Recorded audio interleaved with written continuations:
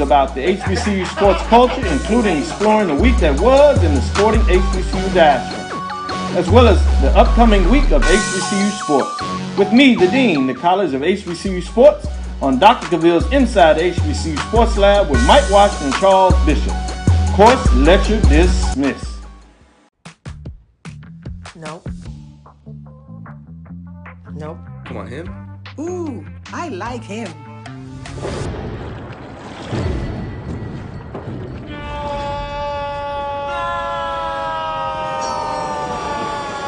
Quick, the Quicker Picker-Upper.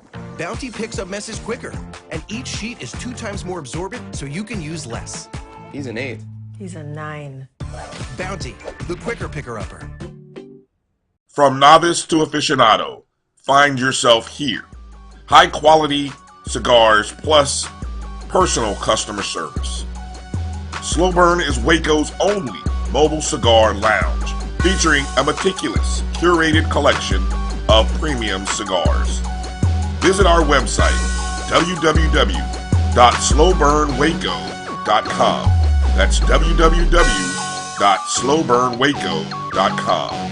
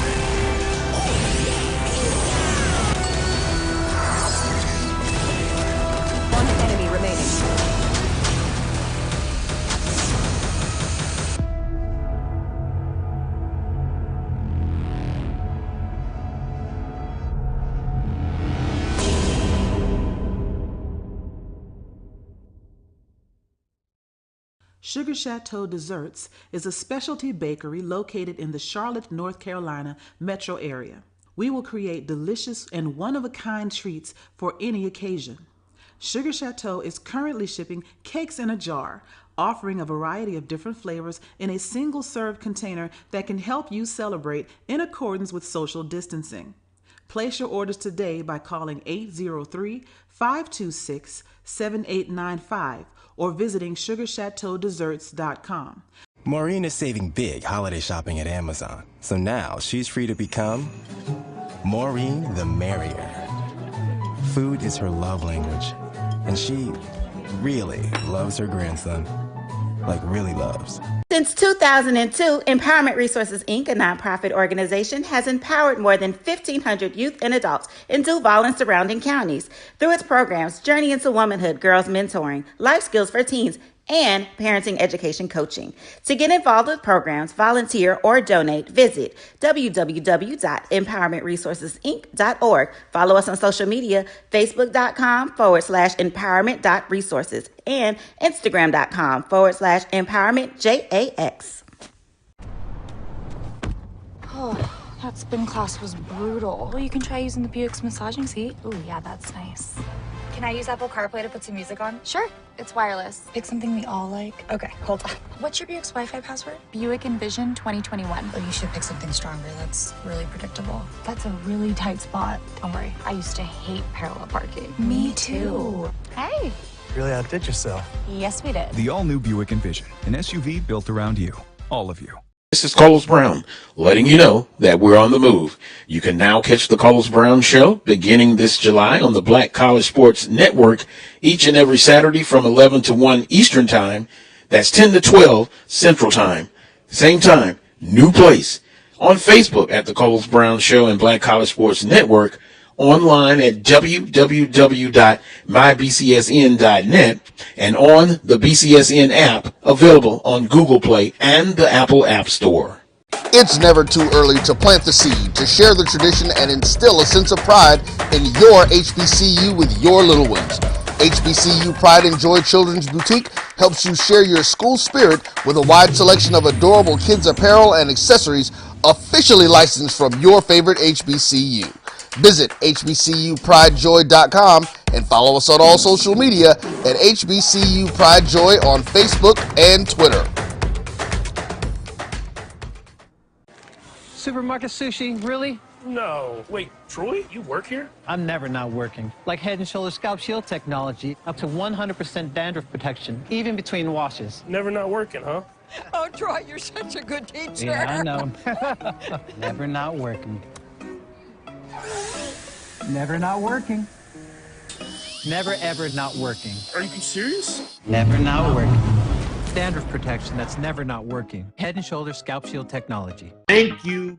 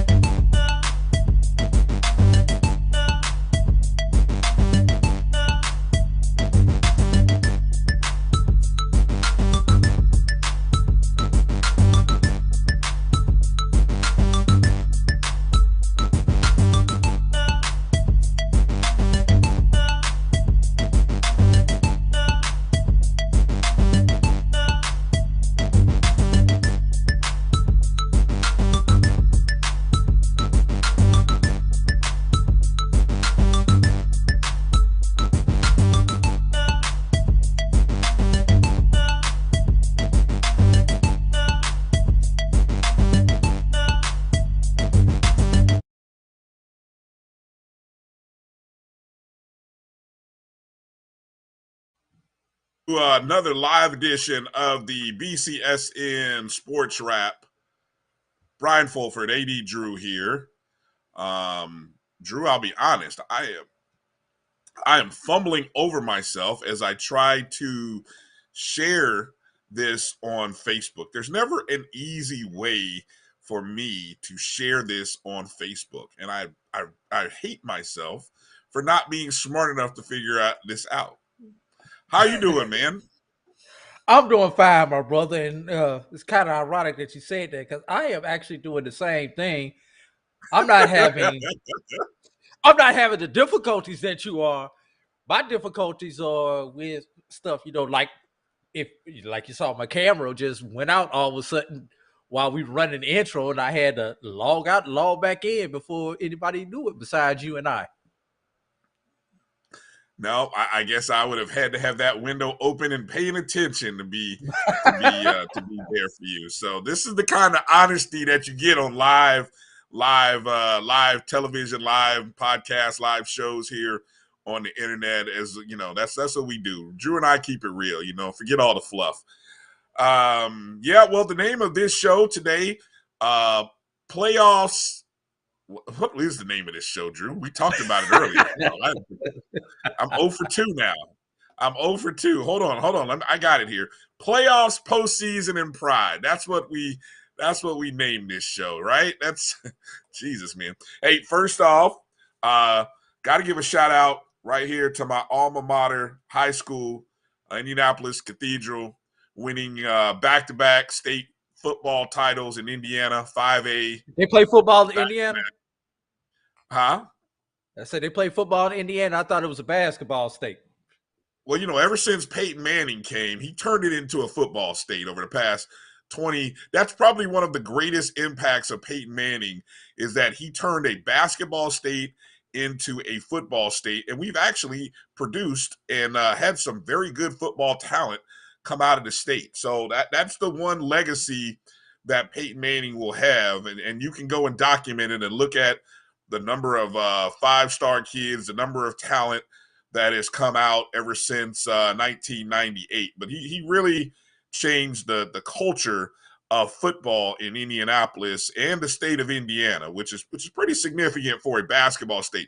Yes, we have not won a college national championship since, but it's still a lot of pride. And my high school won its 14th state championship, I believe, probably 13 of those have come since I graduated. Yeah, probably. I think 13 of those have come since it's the all-time winningest high school in Indiana. So I just got to give a shout out to Indianapolis Cathedral. Coach Bill Peebles doing a great job. He's another proud alum. He's a man that doing a great job in Indianapolis. So just want to give them a shout out. Well, Drew, we want to appreciate everyone turning in and watching us. Facebook, Twitter, Instagram. Make sure you're following us at MyBCSN1. Shout out to everybody watching on YouTube. We finally got over 1,000 followers. That's truly organic followers on YouTube, not bought, not store-bought followers, but true organic followers. So we appreciate everybody who is a subscriber to MyJBN1, the Jericho Broadcast Network's YouTube page. We're going to be able to do a few extra things now that we've got that over 1,000 followers. And, hey, look, it just takes a little bit of time. So we appreciate you. If you're watching us, please make sure to subscribe, hit the alert button. So anytime you catch one of our shows, you'll get the alert that goes out. And go download the Jericho Broadcast Network's app on your Google and Apple Play Store. MyJBN, MyBCSN is the search feature. Well, Drew, where do we start? We can start with playoffs. Playoffs. We're going to start with a little playoff conversation. We're going to start with the positive playoff experiences from one of our two HBCUs that were playing NCAA playoff football this past weekend. And yes, we'll get into talking about the few games from the SWAC over the past few days, including the Bayou Classic and Mississippi Valley State. Your Valley, Drew, you of all people, you were on Valley. Go ahead and say it. Go ahead and say it. I got two things right. What's that? I told y'all about PV back in the spring. Yeah. And I told you Valley was going to make an impact in the SWAC this year. I might not have gotten anything else right, but I know I got those two right. You did get those two right, man. So, but the two schools, of course, we're talking about in Division II, we had Bowie State, the under D1 Black College National Champs from 2019. And I presumably will be, once again, the 2021 under D1 Black College National Champions, as they have advanced after beating Newberry. Newberry was the conference winner of the SAC, and they used a second half, a good talk about a great game. Now look, it was a slow first half.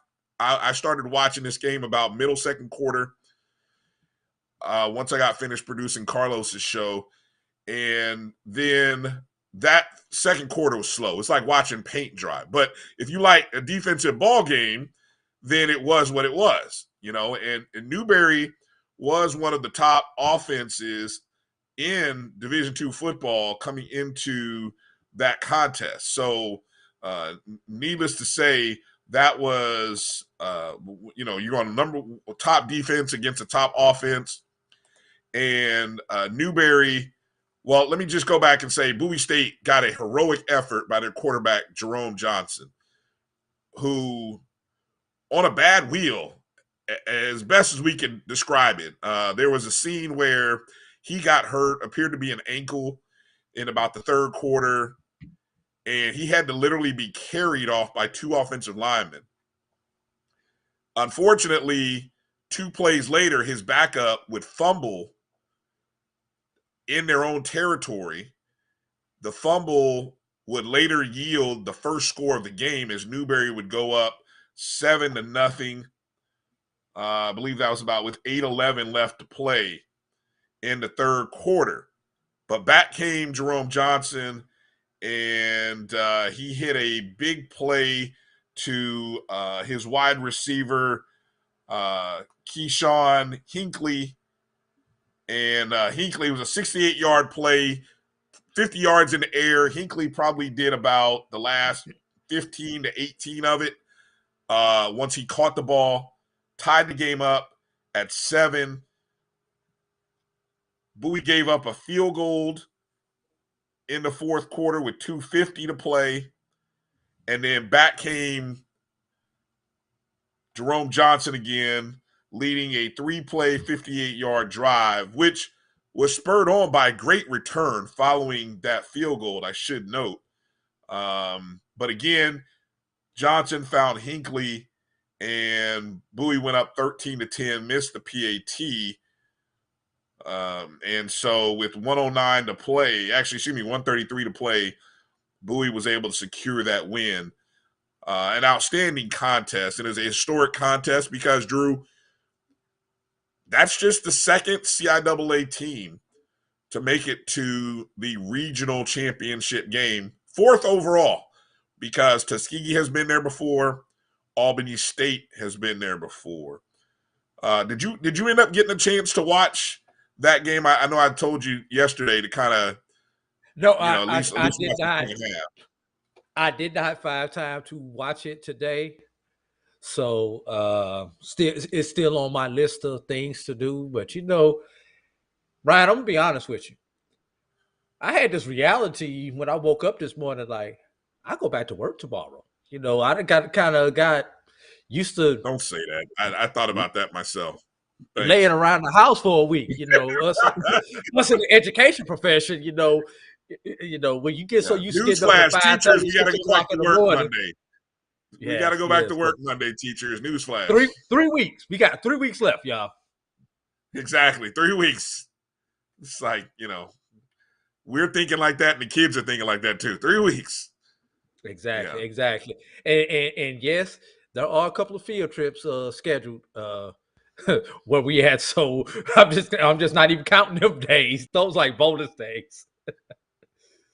How many movies or games? How many games can I show my kids from the holidays? It's like, hey, kids, let's find a lesson plan out of this game. How to coach a playoff game, what not to do in a playoff game. Can we have field day in December? Yeah. Some of the numbers for Jerome Johnson, Drew: 15 of 31, 244 yards, 2 touchdowns. Not much from Khalil Wilkins, 12 carries, 53 yards. But again, Keishane Hinckley, 5 catches, 132 yards, 2 touchdowns. He and Johnson game balls for the game. And then on the defensive side, there's a host of Bowie State guys that you can spotlight, from Wesley Bowers, who had 9 tackles, all solo, as well as Ellison Jordan. Jonathan Ross made a big play. He had 5 tackles in the game.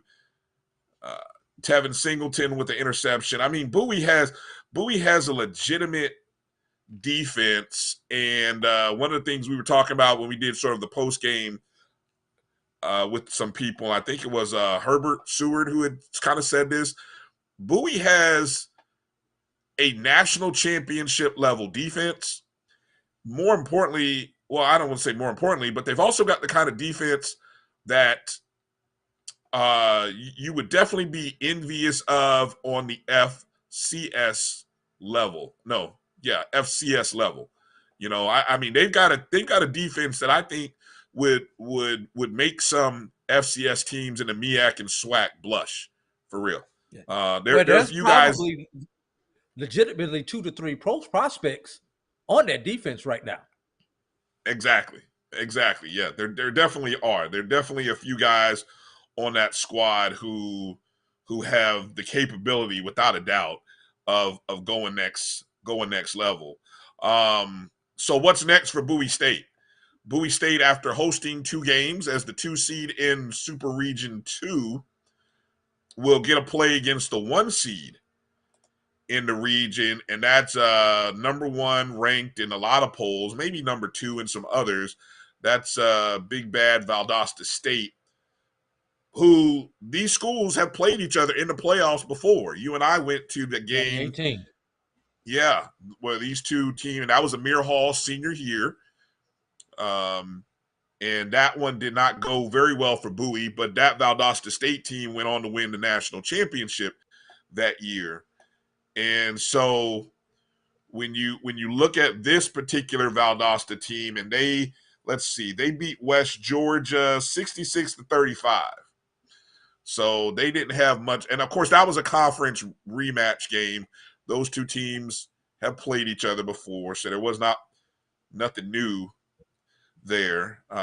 What kind of, how would you handicap this game, Drew? I mean, what would you anticipate or what would you look for in this particular contest?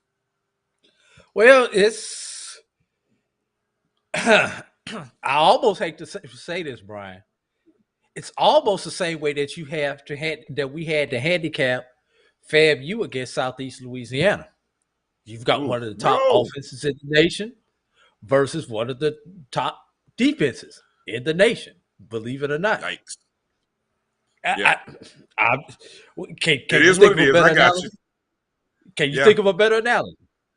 No, because scoring wise, Valdosta scores they average 44.3, which is fifth best, probably somewhere between third, within a half a decimal point, probably tied for third best in Division II.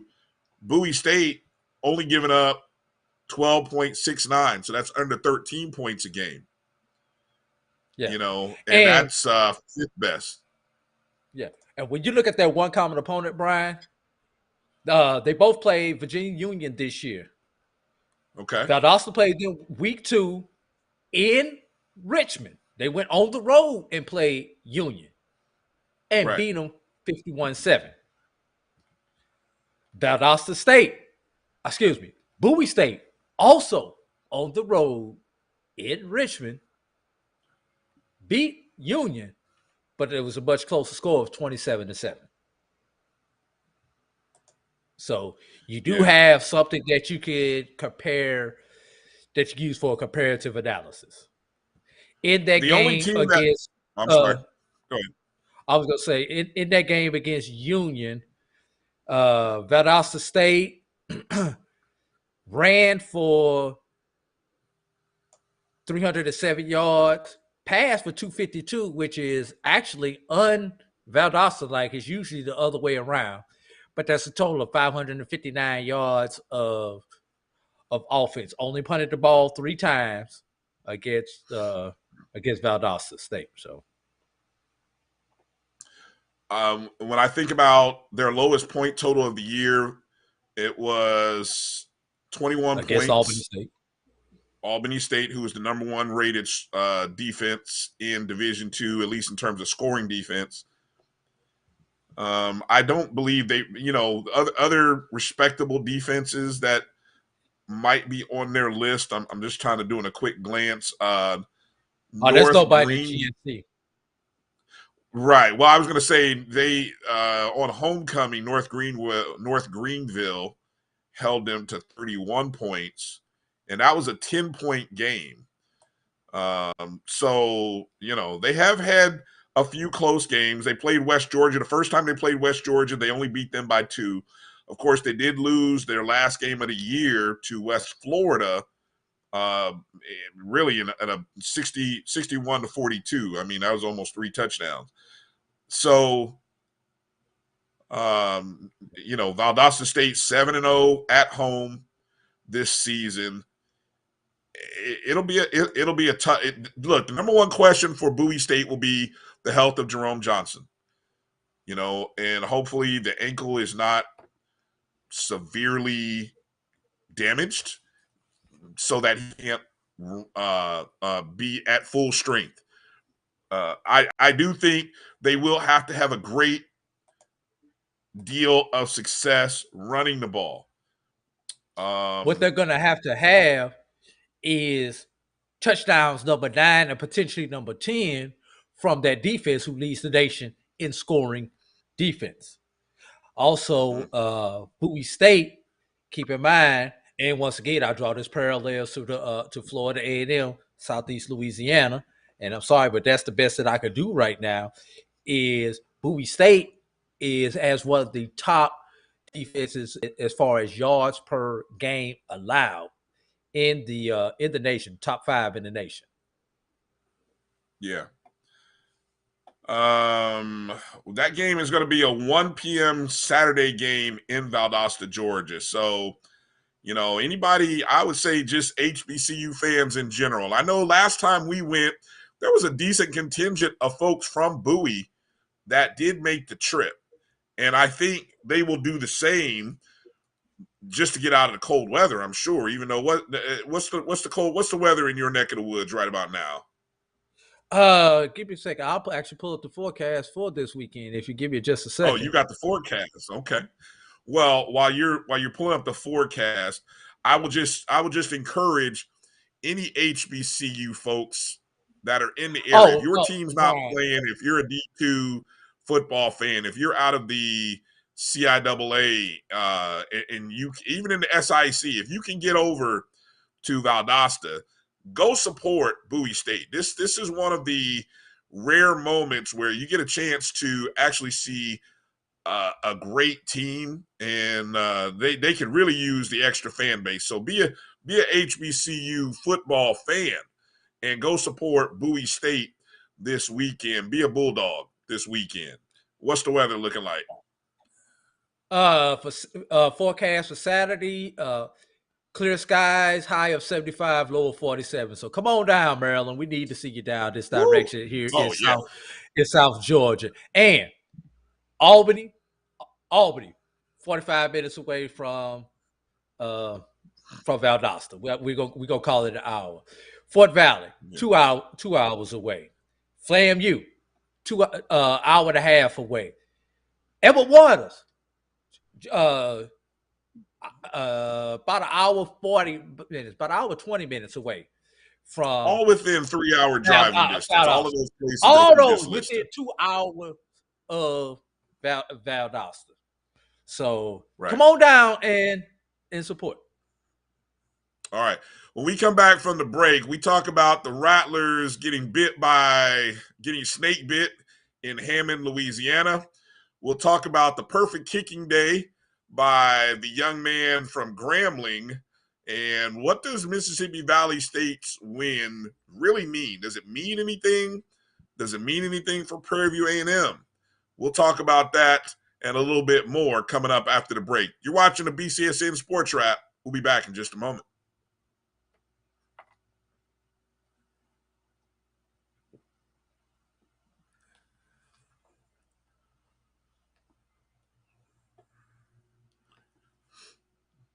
Well, maybe we're still live and we're going to Thank you guys for what you do for HBCU athletics. This is a fantastic avenue for all of us. This is our ESPN, so we love what you guys do. Brian, AD, Roy, all you guys at BCSN. We really appreciate what it is that you guys do for us.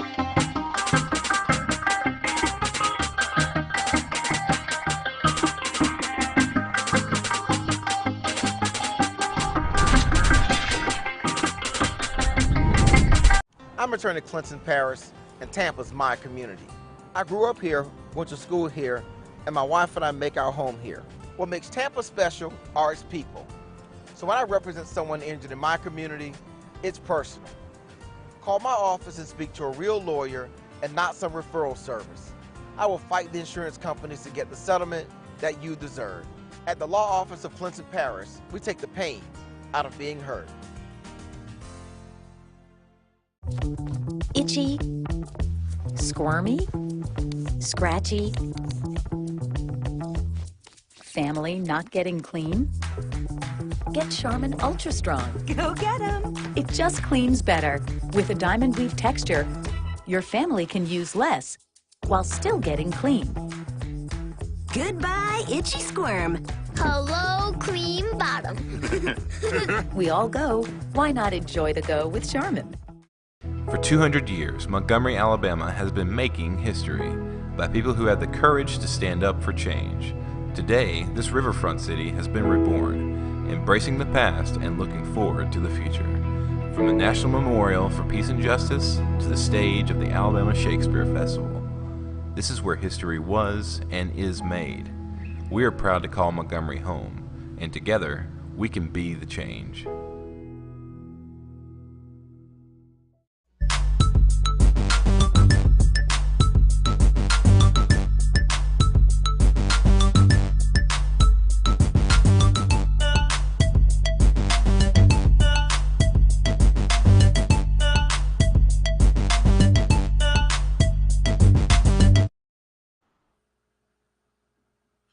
Welcome back to the BCSN Sports Wrap. Brian Fulford, 80 Drew here.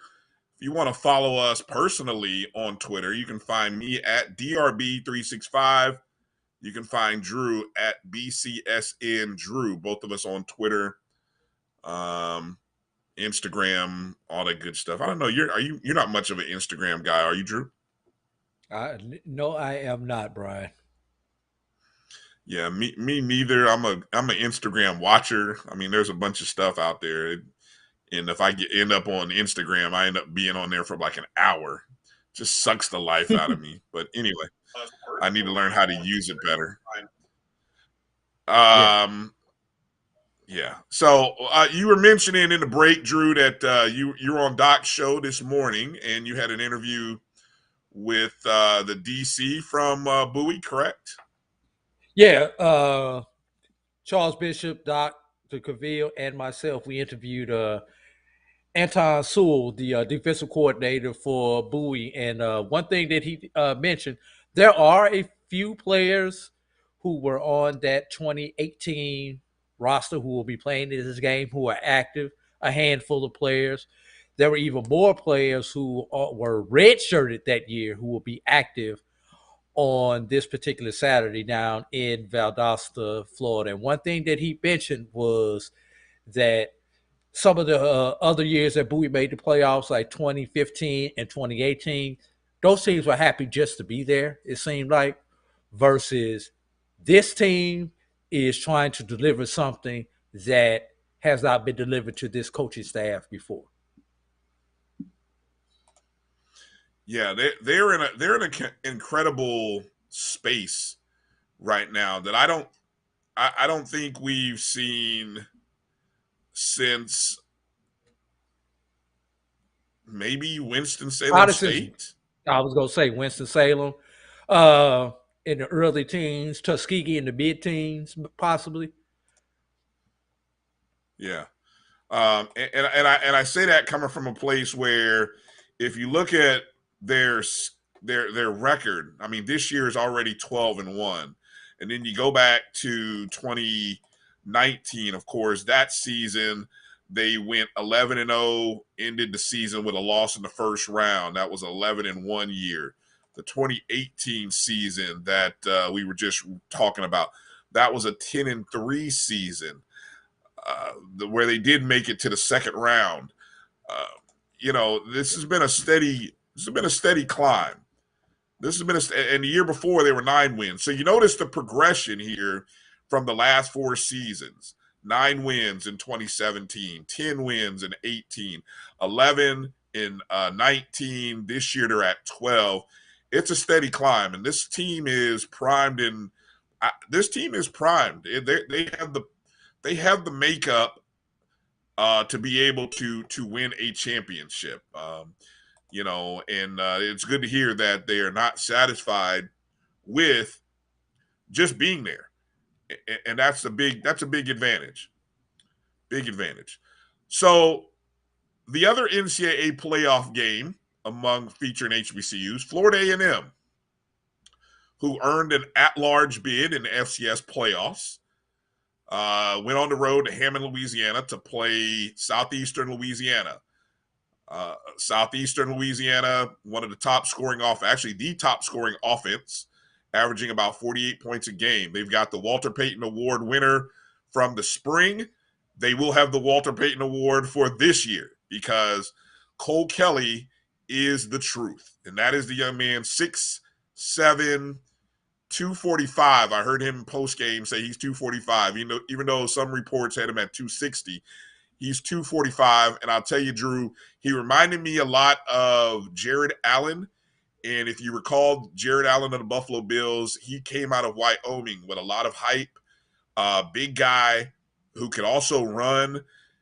You mean Josh Allen? Who did I say? Yeah, Josh Allen. Jared. I said Jared Allen. Yeah, I'm thinking of the Minnesota Vikings defensive end. Yeah, Josh Allen. Thank you, Josh Allen, and he was drafted first round. So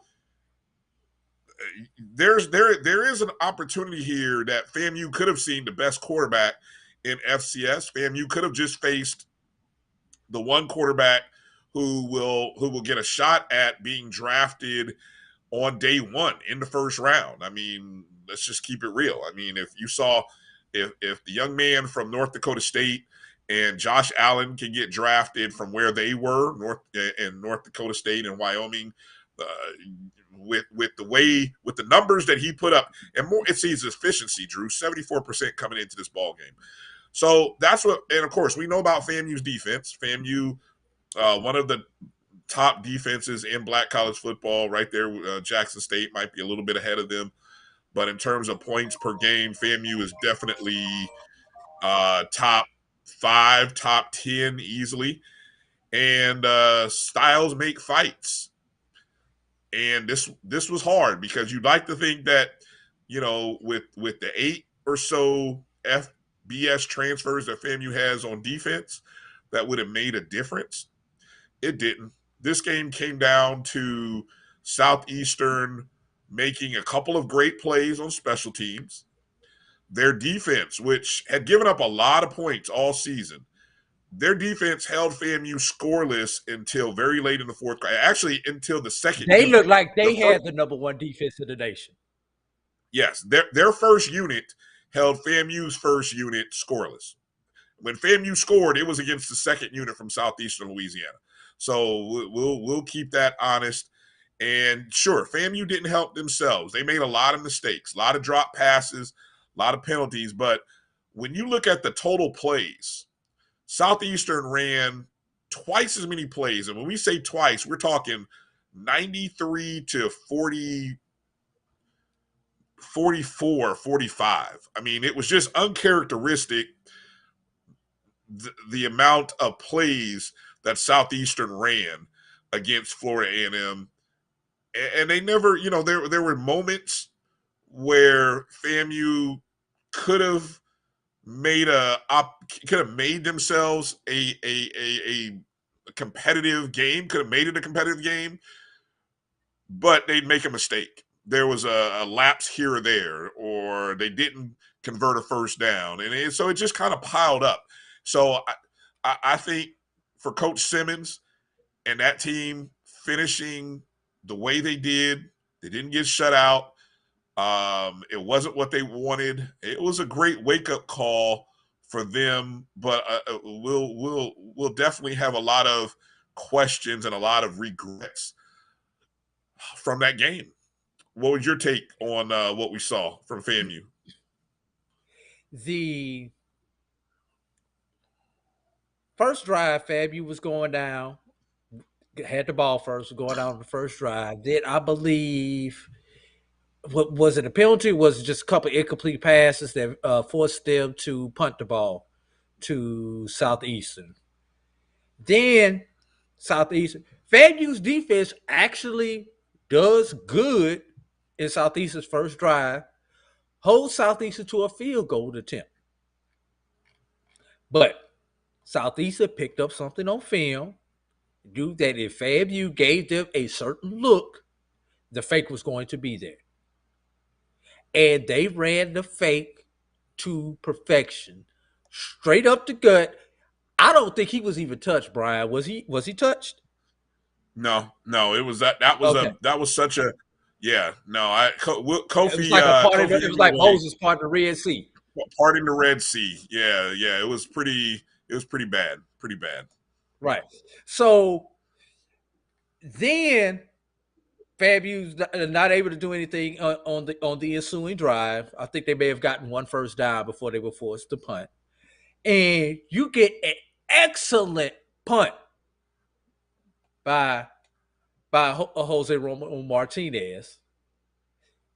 Southeastern has to go 98 yards. They could have went 398 yards on that drive, the way that offense was clicking on that particular drive. So I think those first two possessions by Southeastern took FAMU's heart and drive away from them, because the defense plays good, special teams screws up.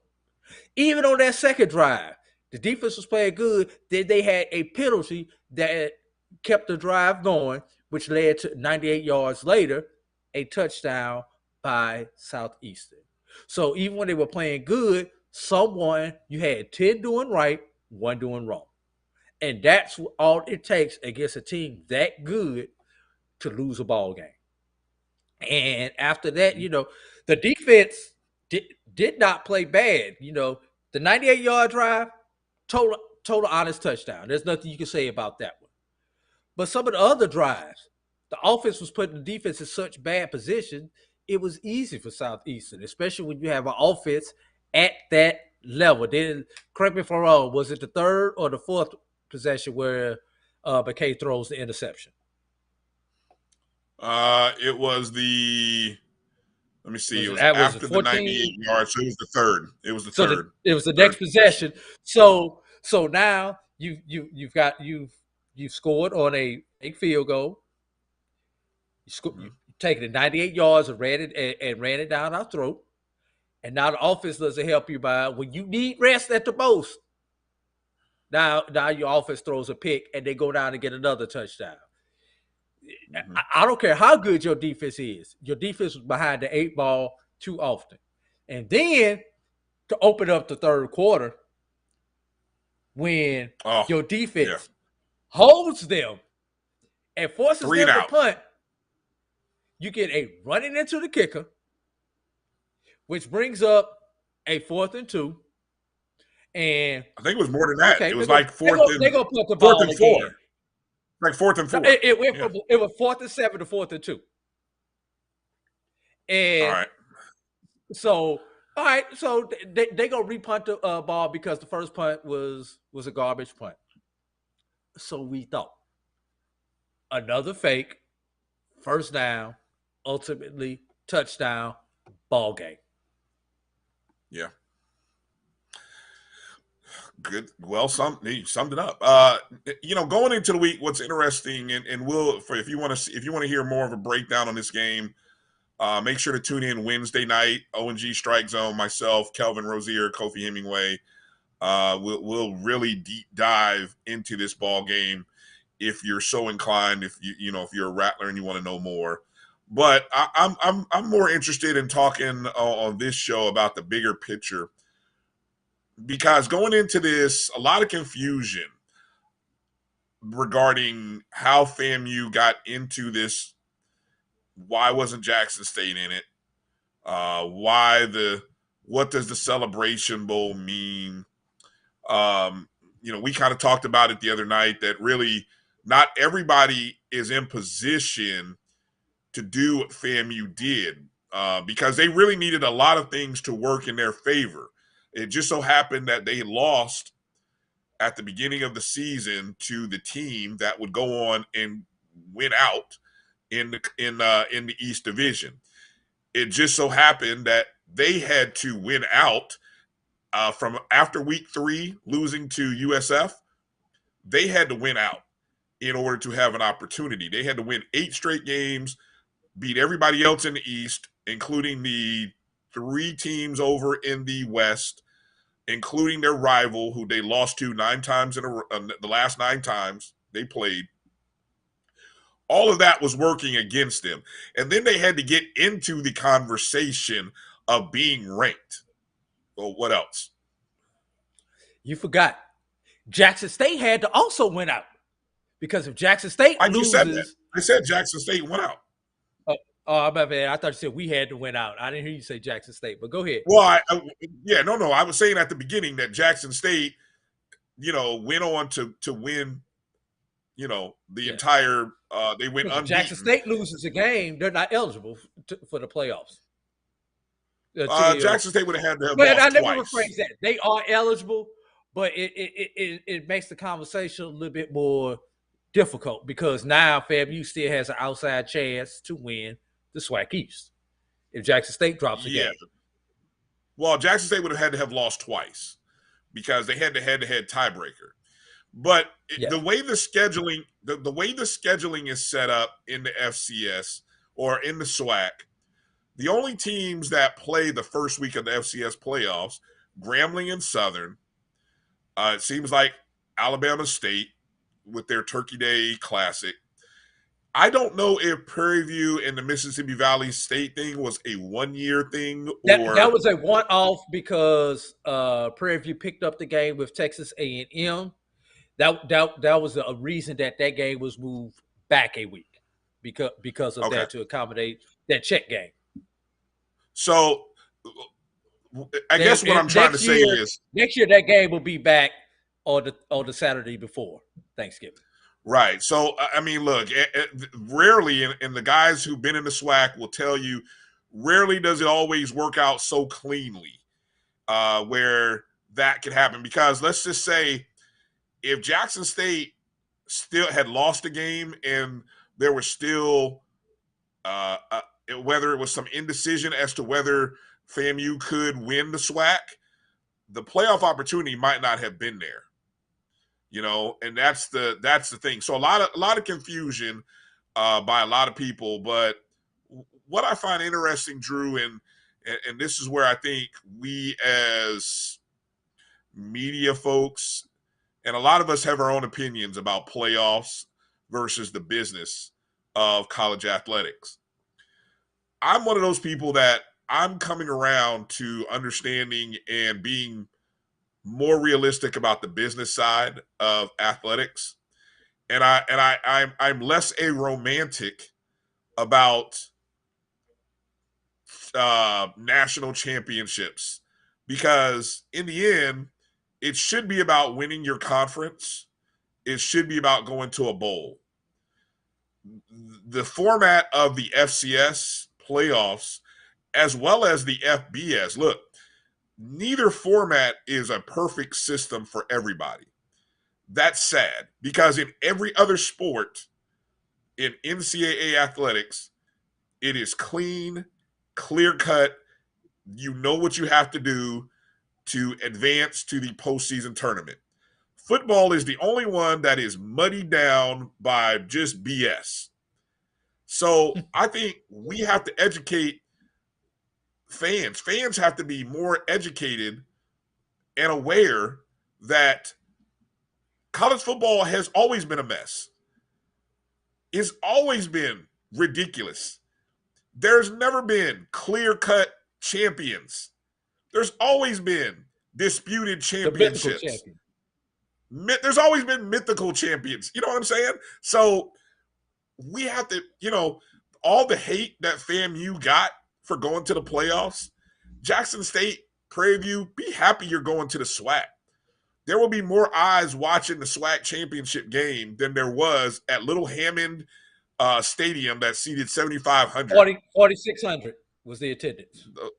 Yeah, there will be 50,000 people in the vet watching Southern or Jackson State versus Prairie View, correct?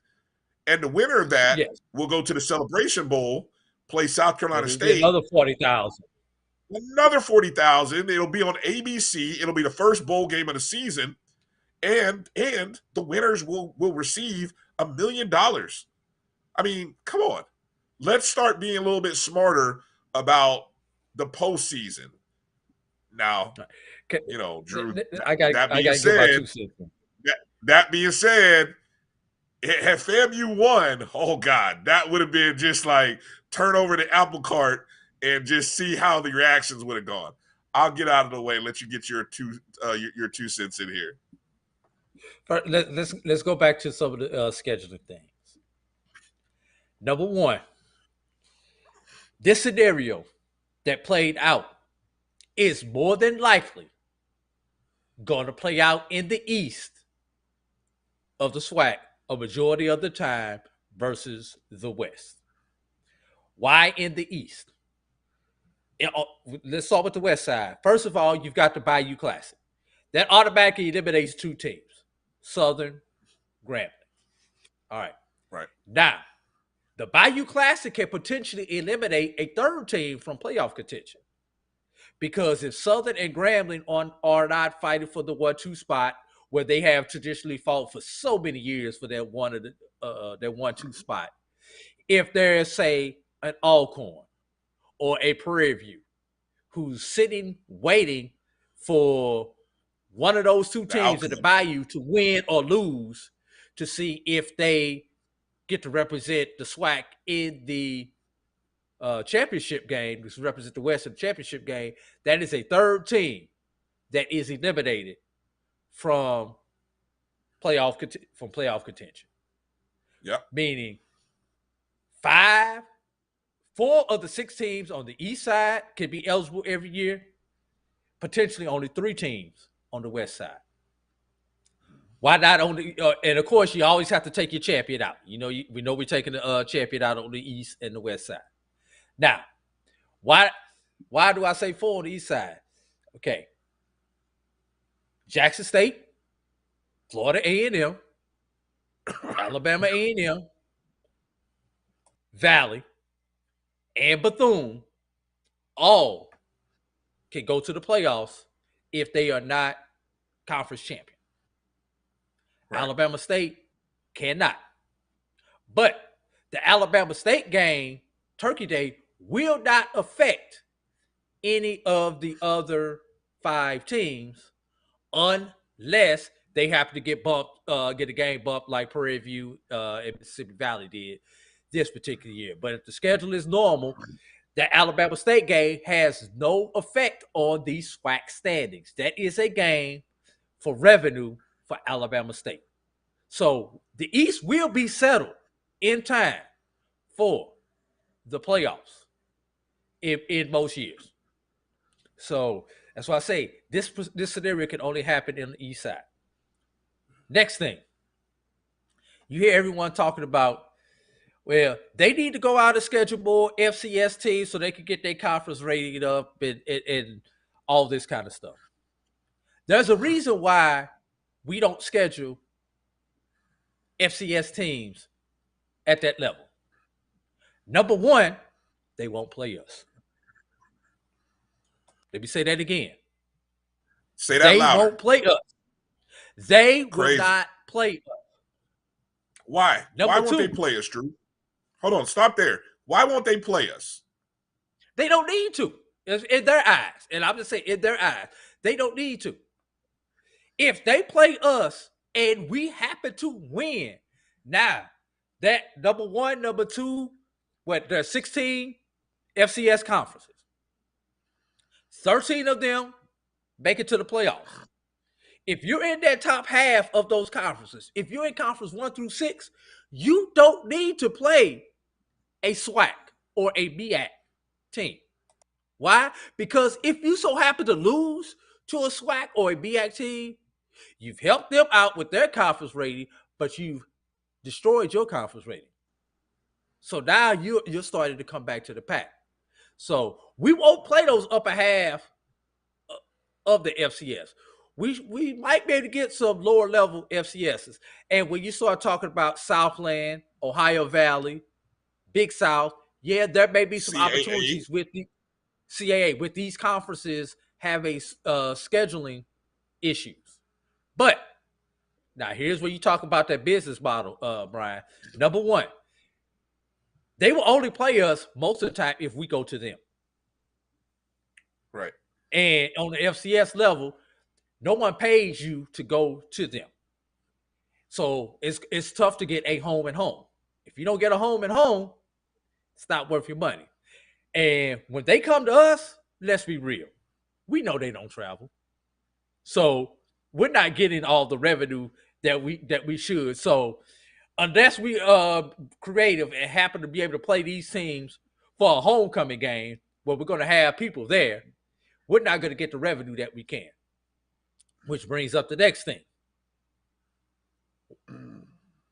I'm gonna go to the check games. Because we can't get these FCS games and we need to create this revenue, we have to either play check games or classics in order to generate revenue to fund our athletic departments. A lot of these classics, because of these traditional rivals and our generations of fans, sometimes force a FCS versus a Division II classic. Tuskegee, Alabama State, Winston-Salem, Central, Bowie, Norfolk, Virginia State. There are many of them across the landscape where you had Division I, Division II, and those games tend to outdraw some of your conference matchups. Mm-hmm. So, from a revenue point, you would be crazy not to play those games. The other option, those check games where you get beat the hell up, but you get enough money to fund your whole department for the year off that one game. So that's a thing that has to be done by administration. So there's a lot that goes into it as to why we are stuck in this position. This is why we had to create our own SWAC championship game. And until 1999 until this year, the conference championship game for SWAC people was 1999 to 2015, the conference championship game was the end-all be-all for SWAC people. Right. Now, 2015, you added this little bonus thing called the Celebration Bowl that they got. And good thing, revenue thing. And let's think about the SWAC championship game. And I know I'm getting long-winded, but I'm going to get off of this in a minute, Brian.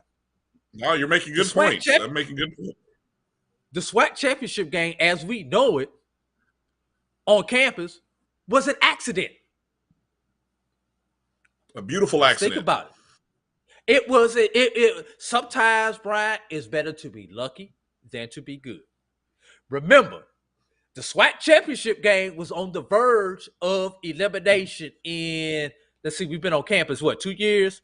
So that's 2018, 2019, so 2017. The SWAC championship game, we've been on campus 3 years, right? 20 spring 20. Because Alcorn hosted it twice. Alcorn hosted it 2 times. Alcorn hosted 2018 and 19. So yeah, going into the 2018 season. Right, going into the 2018 season, they were talking about not having it. 2018 season, it was on ice, about to be put on ice. It was on life support because Houston, they could not afford to keep it in Houston. Birmingham, Alabama, came through with an 11th hour deal to keep the SWAC championship game alive. Right. Except for one thing. Birmingham dotted all the I's, but forgot to cross all the T's. University of Alabama, Birmingham is in a playoff run for themselves. That came about in October. Right. SWAC championship game, Legion Field. University of Alabama, Birmingham, whose home field is Legion Field in Birmingham, Alabama, was the potential host site. Since they have the first rights at that stadium, it forced the SWAC to have to come up with an alternative plan. Right. The SWAC's 11th hour plan was, let's just hold this on campus. We don't have to rent a stadium now if we hold it on one of our schools' campuses. And we'll give it to the team with the best record. Something that Dr. McClellan and his staff were able to come up with. Little did they know it was going to create this much hype.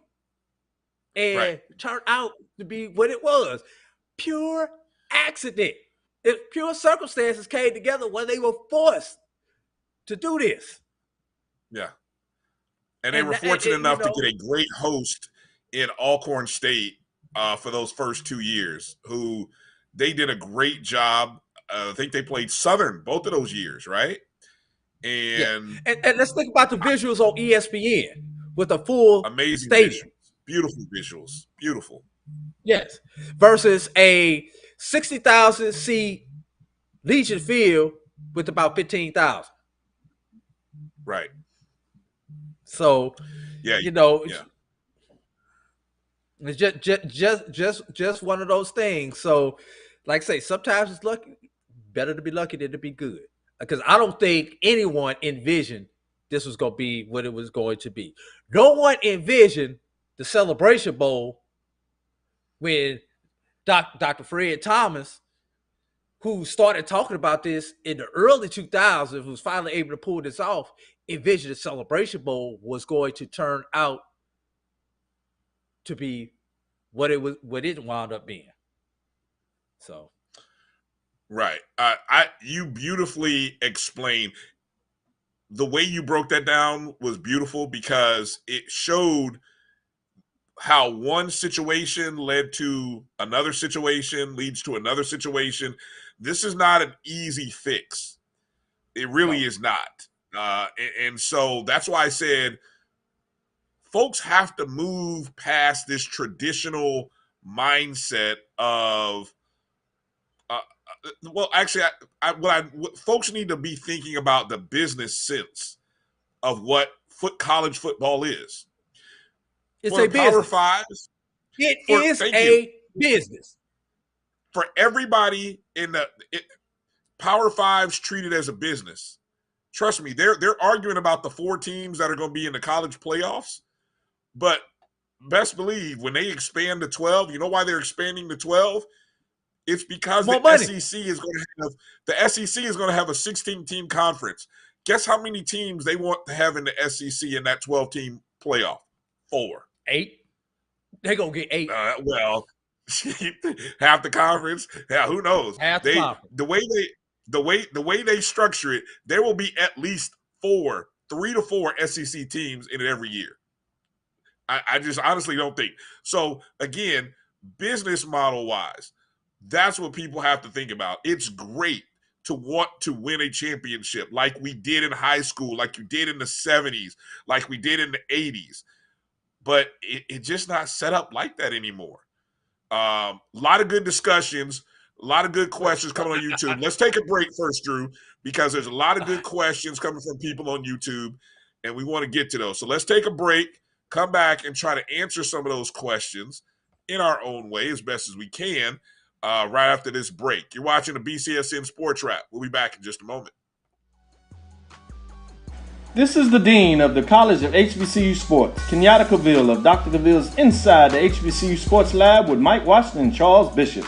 Come mix it up in the lab where the course lecture is in session every Tuesday from 6 o'clock p.m. Central Standard Time on Facebook Live, YouTube Spreaker, or the BCSN app, as we discuss all things about the HBCU sports culture, including exploring the week that was in the sporting HBCU diaspora, as well as the upcoming week of HBCU sports.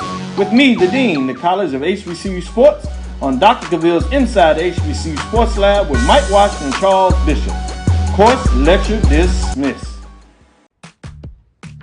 Nope. Nope. Come on, him. Ooh, I like him.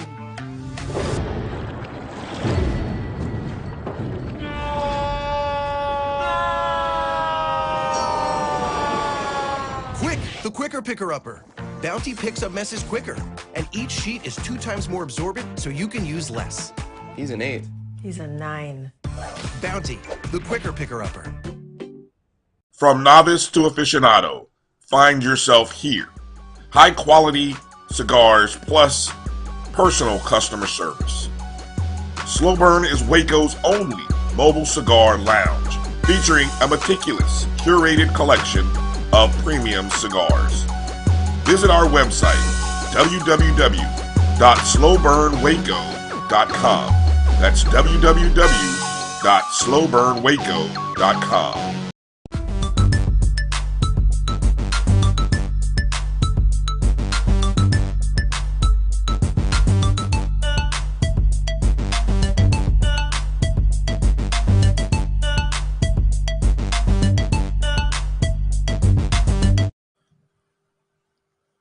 All right, whenever y'all ready.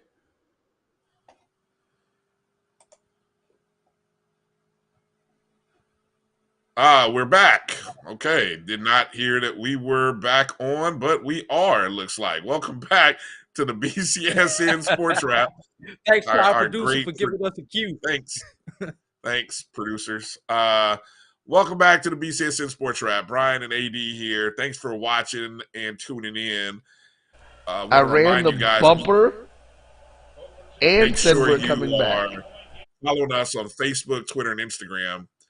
on at MyBCSN1. Go download the Jericho Broadcast Network's app on your Google and Apple Play Store, MyJBN, MyBCSN. Real quick, before we get into some of the questions that you guys are having out there in the chat room, good discussion it looks like. Got to give a shout out to Prairie View, to Mississippi Valley State with a 24-19 win over Prairie View. They jumped all over Prairie View early with a 14-0 first quarter lead. Big shout out to Caleb Johnson.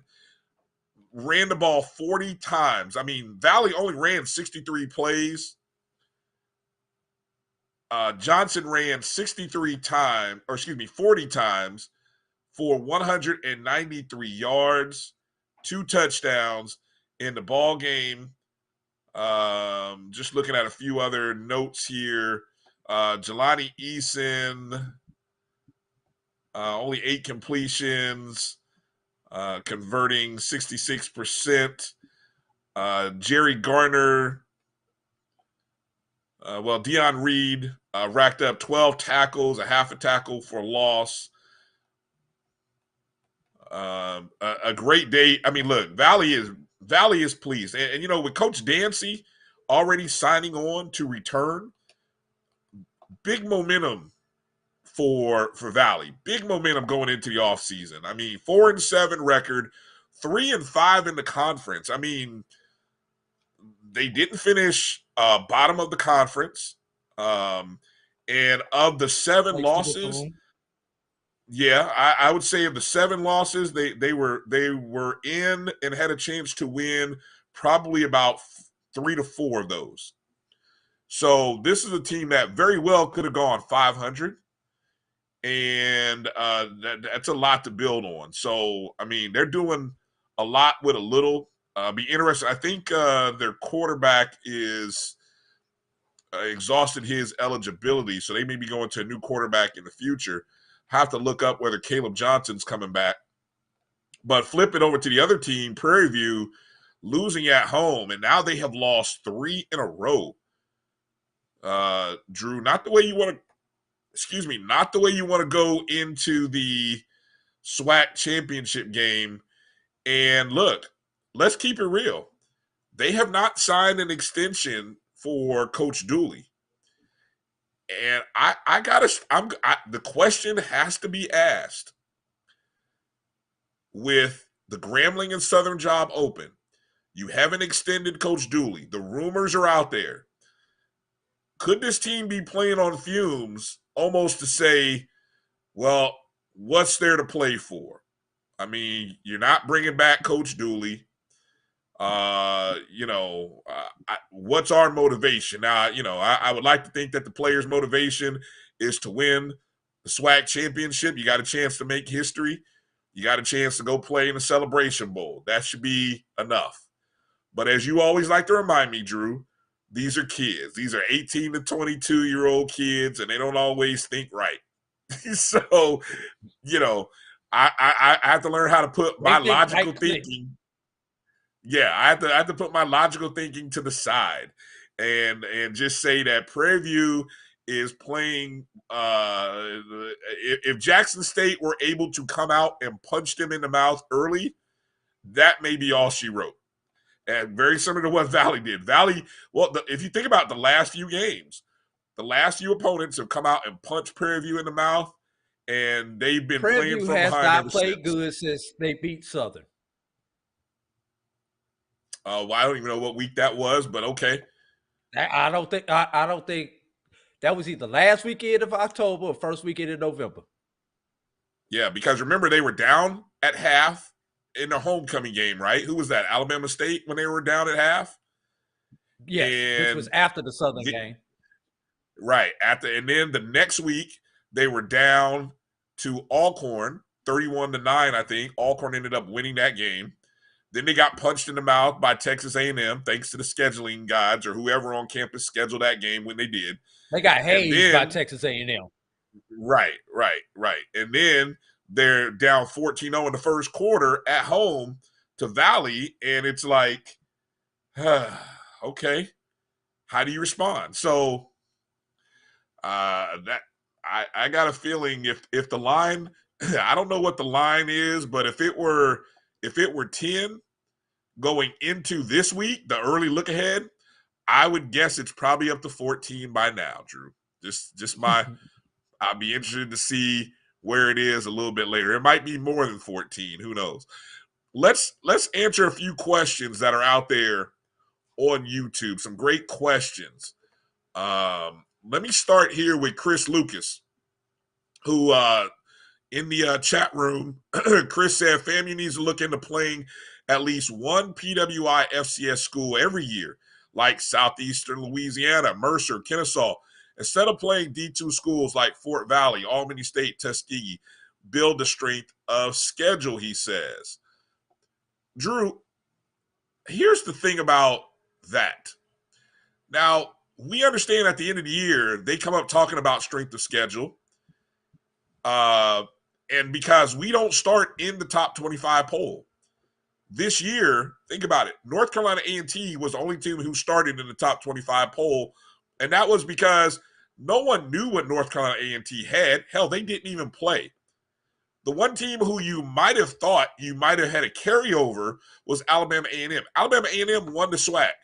They didn't even get into the preseason top 25. So that told you how little respect they had for your champion. But it's A&T. Before COVID, A&T was a monster. Yeah, they had a reputation before COVID of being this great team out of the MEAC, so we'll rank them top 25. That lasted for about 3 weeks. And we realized this isn't the 2019, 2018, 2017, 2016 version of North Carolina A&T. Real quick, right? Jackson State eventually made their way in. They were the only team. There were weeks where Jackson State was maybe like 15 or 16, and then they would drop down a space because somebody else won. You know what I'm saying? Prairie View eventually made it into the top 25. Then they lost to Alcorn. Then FAMU eventually made it into the top 25. So it's hard to build up a strength of schedule when the pollsters don't respect, I'm just going to blanket statement, they don't respect HBCU football. Care to agree or disagree with that statement? Oh, I totally agree with you, and I want to chime specifically in on the comment though. Fort Valley, who FAMU has played like 2 of the last 3 years.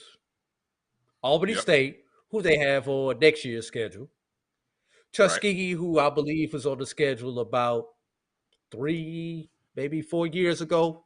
I know it's been within the last 5 years. All of those games draw 20 plus for Florida A&M because those are in a 25,000 seat stadium rivals. Southeastern Louisiana, Mercer, Kennesaw. If you play them on the road, those stadiums all hold less than 10,000 people. Number one. Number two,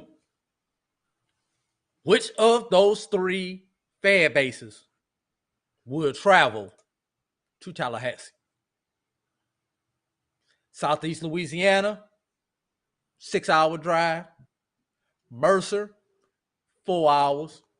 Kennesaw, other side of Atlanta, we're going to give it 6 hours.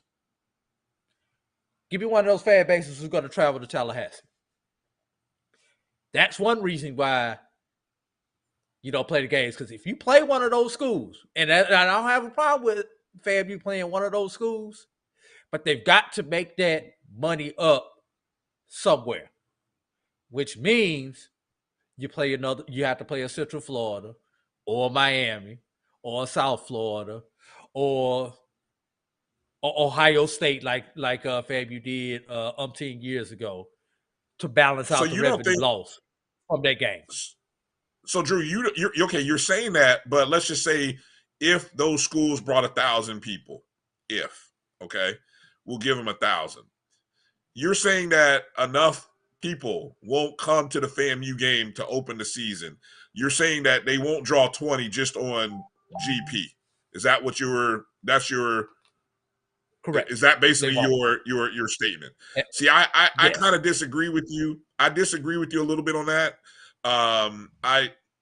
The premise, I follow you. I agree with your premise, but I do think now, I think what FAMU has built up now, maybe not 3 years ago, you would have been correct. I'd agree with you 100%. But I think now, like if that were the case for this upcoming year, I think FAMU would still draw 20,000 for the opening game of the season. Okay, let's play a week 3 then. Let's play a week 3. Does that change your perspective? Yes, week 3 does change my opinion. Yes, it does. I don't know why, because week 3 does change my opinion. Yeah, I don't know why, because I think it was the South Carolina State game. Week 1 is a holiday weekend. You're going to get more people at a week 1 game. You play a week 3 in September. It changes your perspective. It hits a little bit different. Yeah. So not only with the other fans that travel, but some of our people will be disinterested in that game. That's gonna be the one that you're gonna sell that season ticket to if you're a season ticket holder and not show up, or just say the heck with it. I bought my season tickets just so I can get a good homecoming seat and a parking pass, and that's the game that you forego. Just be real. Now, if there is one D2 regional rival that may draw, it might be a Valdosta State and FAMU. But once again, doesn't help split the schedule. Also, maybe a Georgia Southern might draw against Georgia Southern's now an FBS school. You're the Georgia Southern is an FBS school. There's Sun Take Belt. that one out. Yeah. Take that out. Yeah, Georgia Southern, Georgia State, which would have been big games previously. Or not anymore. I would love to see FAMU move away from. I honestly, I hate to say this. Now, this is where you go. This is the finances. This is where you have to think about the finances, because you're bringing up great points again. The financial aspects of college football say playing that Albany State game, playing that Georgia, just like Miles or Albany State playing Miles at the beginning of the year, that was that made sense.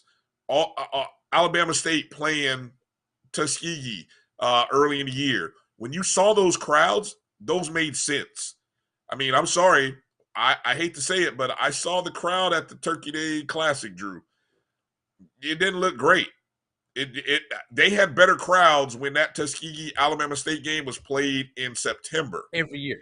And part of that is they had better crowds when that game was played every year on Thanksgiving.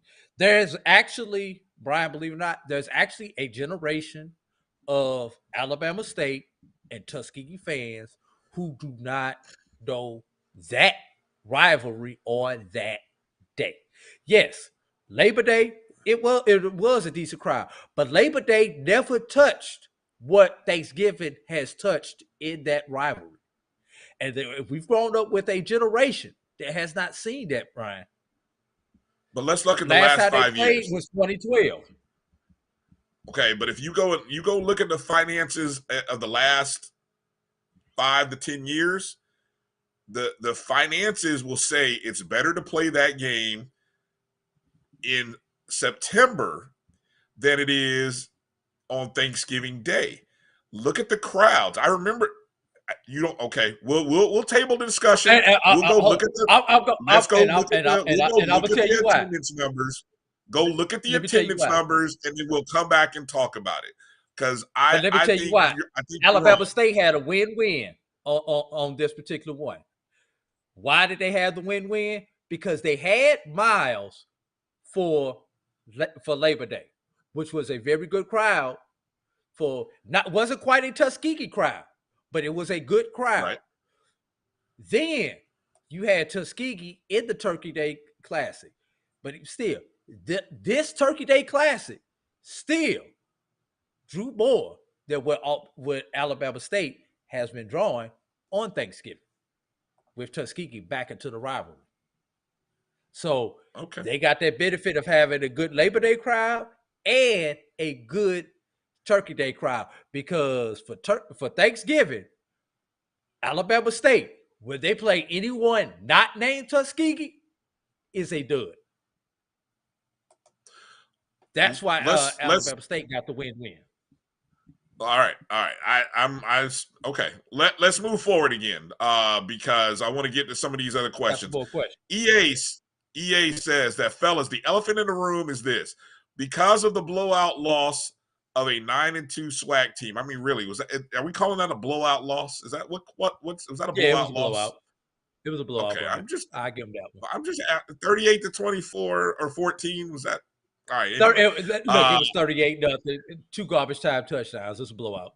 I don't care. I'm just looking at the final score, 38-14. He says, I will bet top dollar that the next 5 years, no other HBCU will get the nod to be let in. I'm assuming he's saying into the playoffs. And can you blame them? I'm assuming them is the NCAA playoff committee. Can I disagree with that?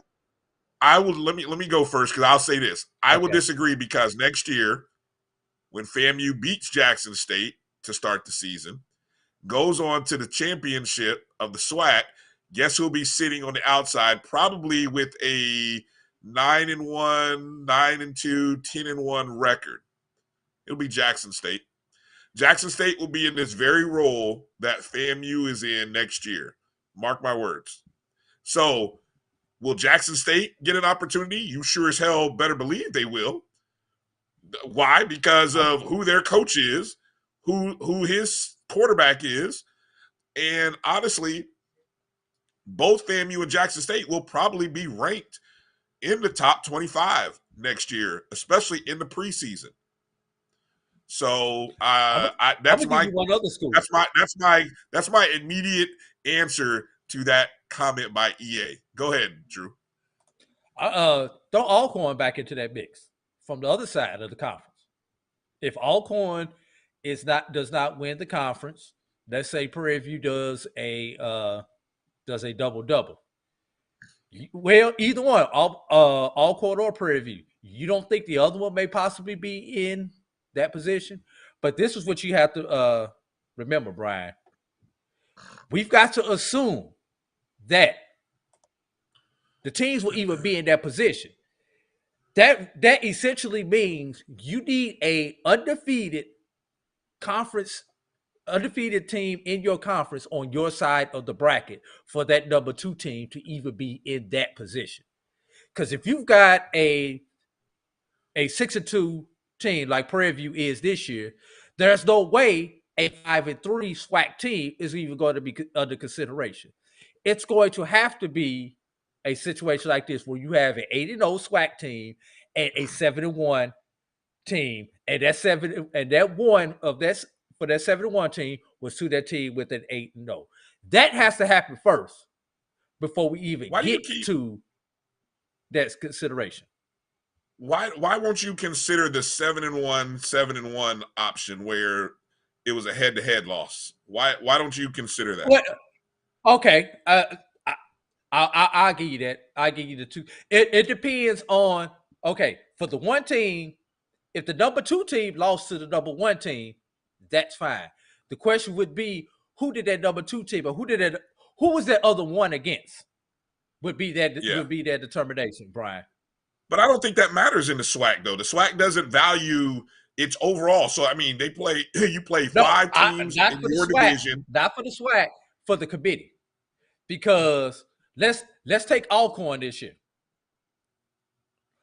Alcorn's loss to Bethune.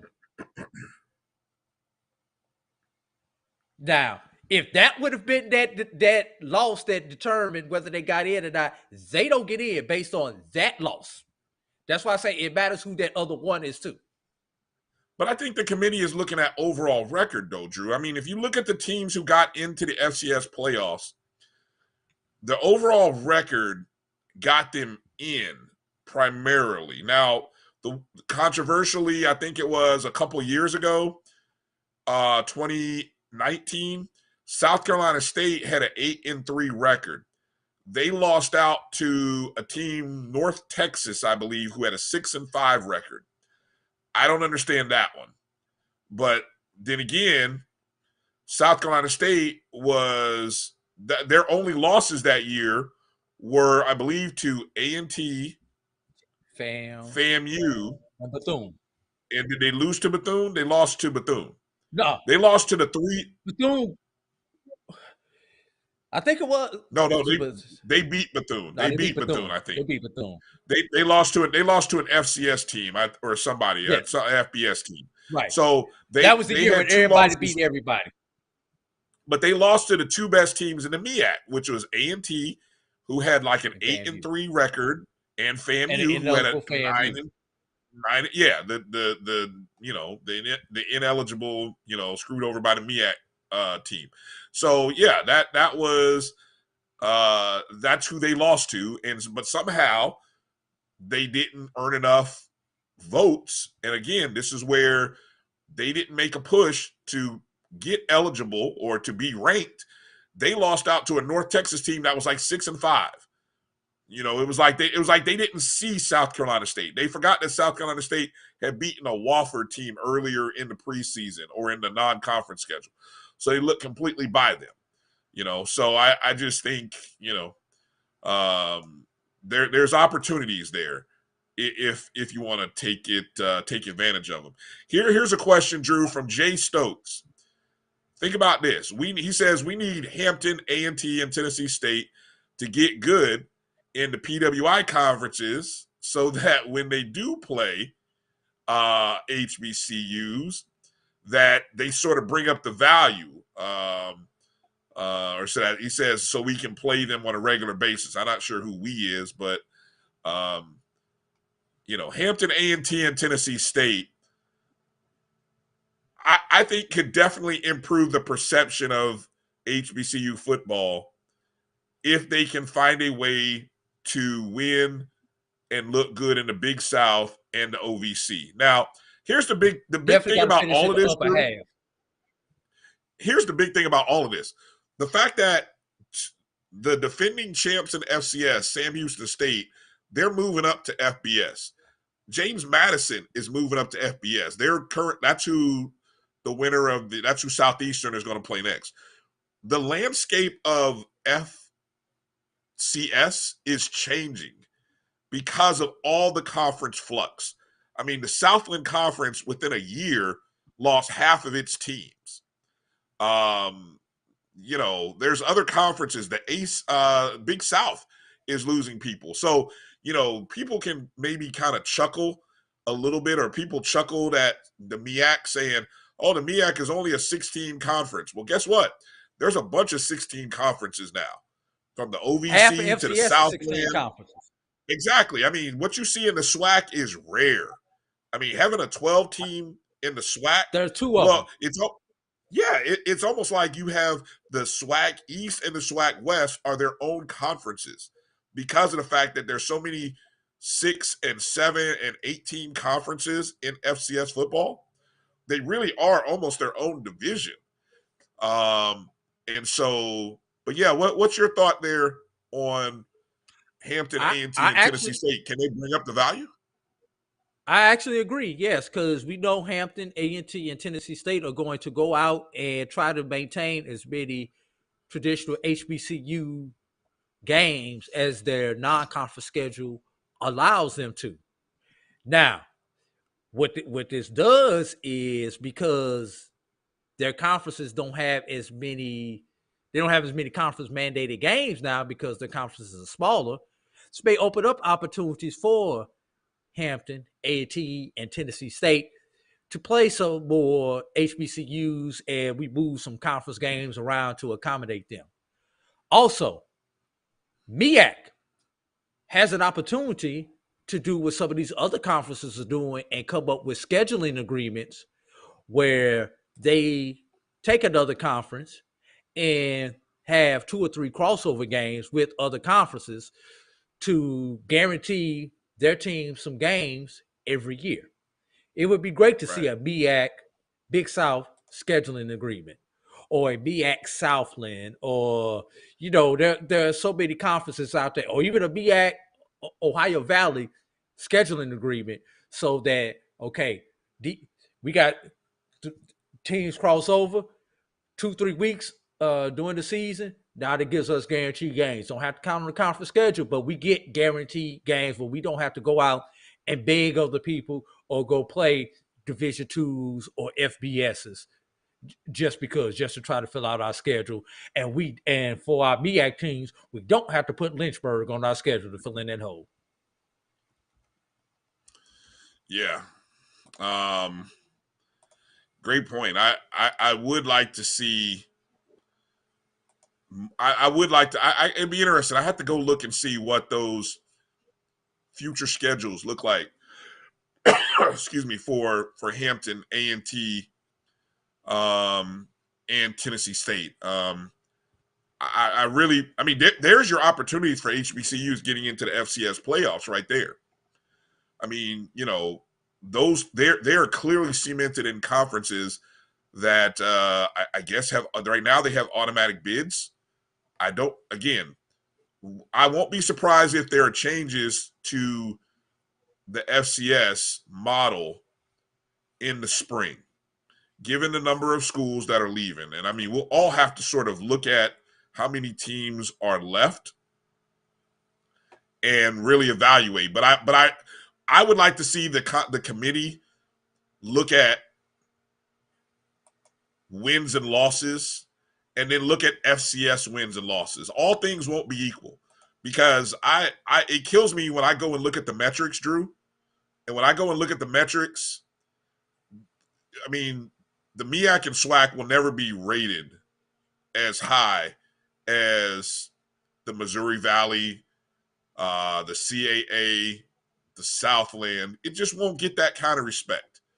So you can't. And again, that we start down that. Every time I start that comment, my mind starts going down the rabbit hole of what you spelled out earlier about the trickle effect of scheduling, perception, the reality, all of those things. Gotta hit this one. FAMU is going to be financially fine for eternity now that they are in the SWAC playing Southern, Jackson State, Bama every year. That will continue to boost revenue. FAMU can afford to play one PWI FCS opponent every year. That was part of the reason FAMU went to the SWAC was because of the revenue model, because FAMU was in a hole financially. And if they hadn't had a few things and the athletic department's debt not been forgiven, they would not have even been able to consider making the move to the SWAC. And this was Chris Lucas who had made this comment. So yes, there were other factors for going to the SWAC, but once they forgave that debt, FAMU pretty much got smart, said we're not going to put ourselves in that position again with the MEAC. So SWAC has better revenue opportunities for us. Of course, we're going to take a look at that. And then your show partner, Kelvin Rozier, had made a comment, and I lost it that fast. Do HBCU athletics? Okay, I got. Do HBCU athletics value athletic competition at the highest level in football and or just tradition, pageantry, and mediocrity? Chime in. Well, loaded question. Great question. And I go back to a conversation I had with Dr. Cavill. The unique thing about HBCUs, we have so many different constituents, so many different stakeholders that you have to think about. Football right now is about money, but the experience of Black college football games and events is really centered around what? The history, the tradition, the pageantry. Bayou Classic, for example, right? I was watching Roland Martin's live YouTube feed that he did. Now, first off, you had Roland Martin doing live YouTube. He decided to come out of the studio and be on location at the Bayou Classic. That tells you something, first off. But I listened to his interview that he had with the head of Coca-Cola, who I believe he's an Australian guy. Now, and he admittedly said and you could tell in his tone, he is learning every year about this HBCU thing. There's nothing like that in Australia. Hell, there's nothing like that in most colleges around the country. I mean, again, outside of the Power Fives and because of what they built out, the traditions that you see at some of these Power Five places that that gets featured on HBC or gets featured on the ESPN show, right? When they go to Mississippi, when they go to Alabama, when they go to Michigan, Ohio State, when they go to those places, you see the pageantry, but you see the numbers, right? Who else does that? We do. We do that every Saturday. We do that every Saturday in Black college campuses around the country. Nobody else can do that. Now, granted, they do what we do 10 times bigger because there's 10 times more of them than what we have, right? So let's keep that correct. But so think about scale and perspective. But again, being able to take what we do in terms of the pageantry, the tradition, and he calls it mediocrity. The mediocrity comes with what happens on the field. And the question is, how do we make the finances? How do we bring the finances in so that all of that pageantry that they did at Grambling, you know what? The Grambling and Southern that they do at the Bayou, somebody had enough money to buy out Broderick Fobbs with a year left on his contract. They bought out one of their own. That's how bad they wanted to move on. Normally, most schools can't do that. You get stuck with the guy you got, and you just gotta have to deal with it, or maybe hope you can reassign him. It is what it is. So, yeah, it is what it is, right? You're kind of stuck with him. But they bought him out a year in advance. So, I think it's hard to say to HBCUs, you can't. Yes, you want to be competitive, but you have to find a way to be competitive within the construct of playing within this tradition and this atmosphere that you have. Because in the end, if you can figure out a way to capitalize on this, and I think that's one of the things that I've seen this year from Florida A&M, even Jackson State, they've capitalized on their tradition a little bit this year. More schools have to try to do that. Grambling and Southern do it in the Bayou, but do they really have the ability to do it the rest of the year? I don't know. So I think it's a great question. It's a loaded question, so obviously I can't give I didn't give a direct answer, but I do think HBCUs have to be able to operate within the construct of playing to the value and traditions, and they really have to treat it like a business. You have to have smart people in these athletic departments, and I think that's what you're starting to see with some of the hires of late. If you think about some of the HBCU athletic directors who have been brought in over the last 3 years, they're visionaries. They're people who have a vision, people who are mostly from the culture of HBCUs. It remains to be seen whether their hirings work out or not. That will prove itself in time. But they're coming in with an idea that, financially, we can turn this into something. But they can't do it alone. We as alums have to help them. We as alums have to buy the tickets. We have to donate. We have to do our part because we can't wait on states to give us money. We can't wait on philanthropic money. There aren't too many Mackenzie Scotch running around dropping millions on people. God bless her, but I mean, she's just one. I mean, we need more. So, Drew, let's take a break. When we come back, we haven't talked about the Bayou, so we want to talk about that. And also, there's this basketball event going on tonight in Phoenix, hosted by Chris Paul. 3 really good four HBCU programs playing this weekend, or actually tonight and tomorrow out in Phoenix. Want to spotlight that game. Might be an opportunity to watch some pretty decent basketball games. Might be a chance for some of you out there to win some money if you're so inclined to be that person. Just a hint. We'll come out and talk about that after the break. You're watching the BCSN Sports Wrap. We'll be back in just a moment.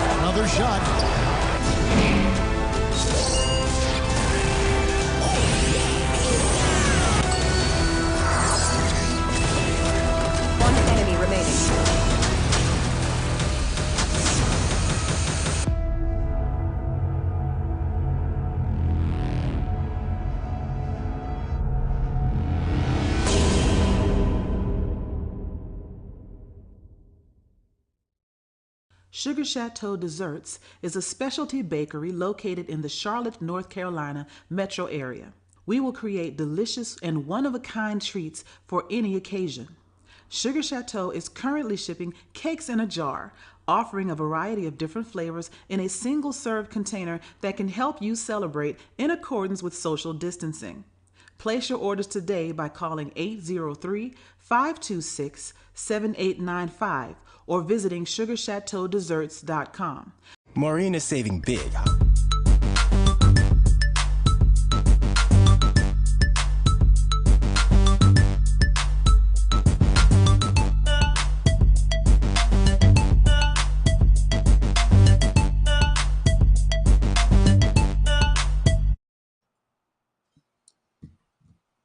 Welcome back to the BCSN Sports Wrap. Brian and AD here. Is that your audio in the background I can hear, Drew? Nope. Might be coming from somewhere else. Okay, I don't hear it now. Yeah. Okay. We haven't talked about the Bayou Classic, which was on NBC Sports, 4:00 kickoff. Grambling gets the win 29-26, thanks in part to 5 field goals. Not 1, not 2, not 3. 5 field goals by Garrett Urban. Let me see if I got a rundown on where those I know field one goals was like were a 21-yarder in the first half. Yeah, I know he kicked the game winner. As I caught the end of the game, and I think Southern Jason Rollins, they tried to ice him like 4 times. Even the commentators were like, how many timeouts does he have? Because I think he used every timeout in the barrel at the end of the ball game as he tried to ice Urban, who kicked the game-winning field goal with the score tied up at 26. Yeah, it was like a chip shot for Urban pretty much, and he ended up being the MVP of the Bayou. I'm still hot because what did I tell you at the beginning of the year? Who did I say was going to win the Bayou? I told you Grambling was going to win the Bayou. My shirt was all printed in Fobs We Trust. And Graham Fam, somebody paid, so you fired him, you suckers. You fired him and didn't give him a chance to finish the job. I kept thinking, Grambling was so close to being in the SWAC championship game, and they got 2 field goals blocked. What was that, in 2019? We're not going to talk about the spring. The spring never happened. But 2019, 2019, Grambling had 2 field goals blocked that would have pushed him into the championship, right? And that was the team that I told you I really liked, that Grambling State team. That was a team that kind of came on late.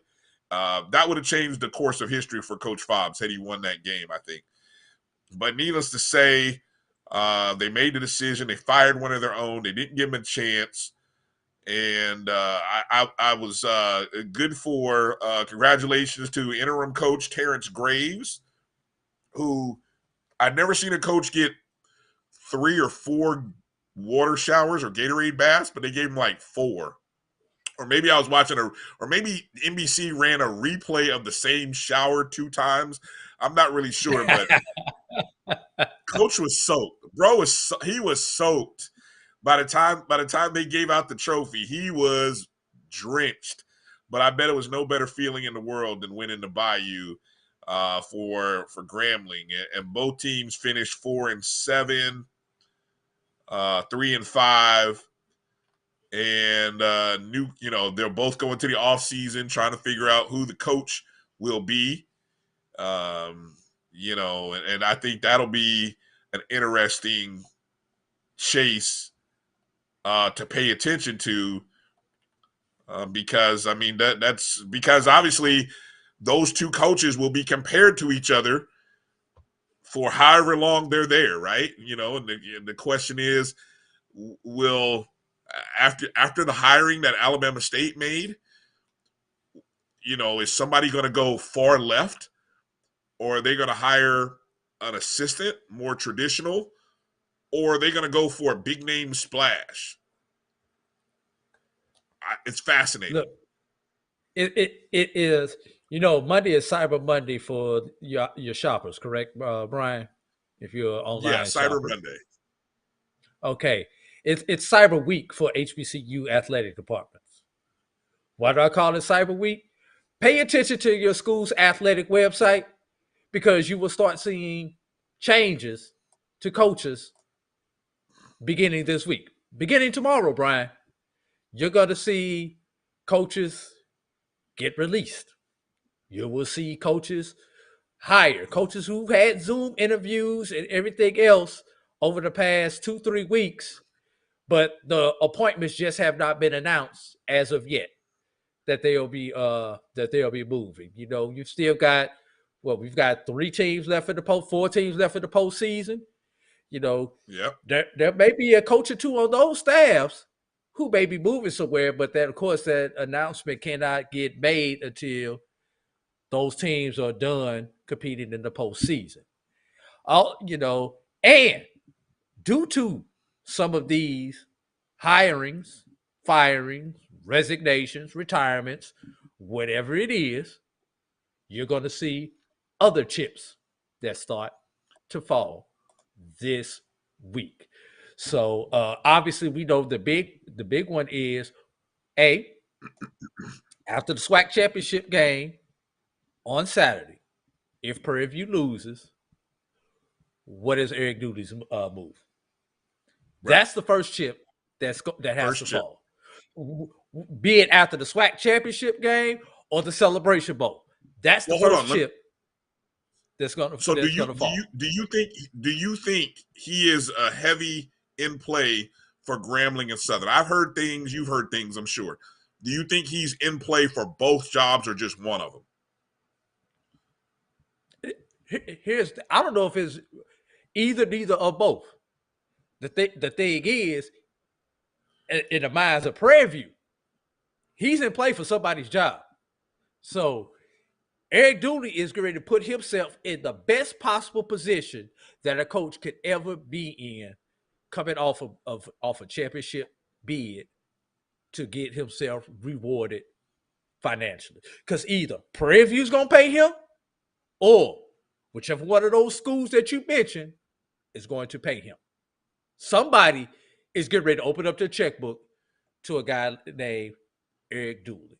There are a couple other schools where there's rumors that coaches may be pushed out the door, resign, retire, quit, whatever you want, whatever adjective you want to put out there. MEAC schools, one MEAC school that I've heard some rumblings about, a couple of SWAC schools out there, haven't seen any.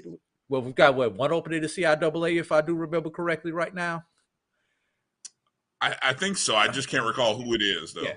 There's at least one opening in the SIAC right now at Central State. That position has not been filled yet. So maybe more in the SIAC, maybe more in the CIAA. Movement is about to happen. And some of our coaches may get plugged and get opportunities to go up to the FBS level as assistant coaches also. So, the next week or two, it's going to be interesting. Watch your school's athletic website. Watch for the job openings. Watch for the posts for the SIDs. Yeah, this is an interesting month because as December comes up, it's a big recruiting month. You've got the early signing period coming up in mid-December, I believe. About 2 weeks. I believe it's like the third Wednesday, second or third Wednesday. Yeah. So that's coming up, and then you've also got you've got the Celebration Bowl, you got the bowl season starting. There's going to be a lot of teams with the head coaches that won't be there, that will be looking for jobs, and then you've got a lot of assistants. Everybody's looking for jobs, and kids. What those conversations have been like in the 50, Brian. Hey, brother. Hey, appreciate it. Good game, man. Hey, don't forget if you wind up landing somewhere, holler at me, man. You got my number, right? Yeah, I got your number. All right, bro. Don't forget about me, man. That's the conversation you've been having since November 1 between these coaches at the 50 when they become shaking hands. Wow. You think it's been that soon, huh? That soon? It's been because Coach Brian, when you're in this field, first of all, you get hired to get fired. It's automatic whenever you take a coaching job. I don't care if it's YMCA or in the NBA. You get hired to get fired. That's number one. Number two, you always try to put yourself in a better position. You want to keep your options open. Keep in mind that team that you ran the score up against when you could have taken a knee, that may be your next employer.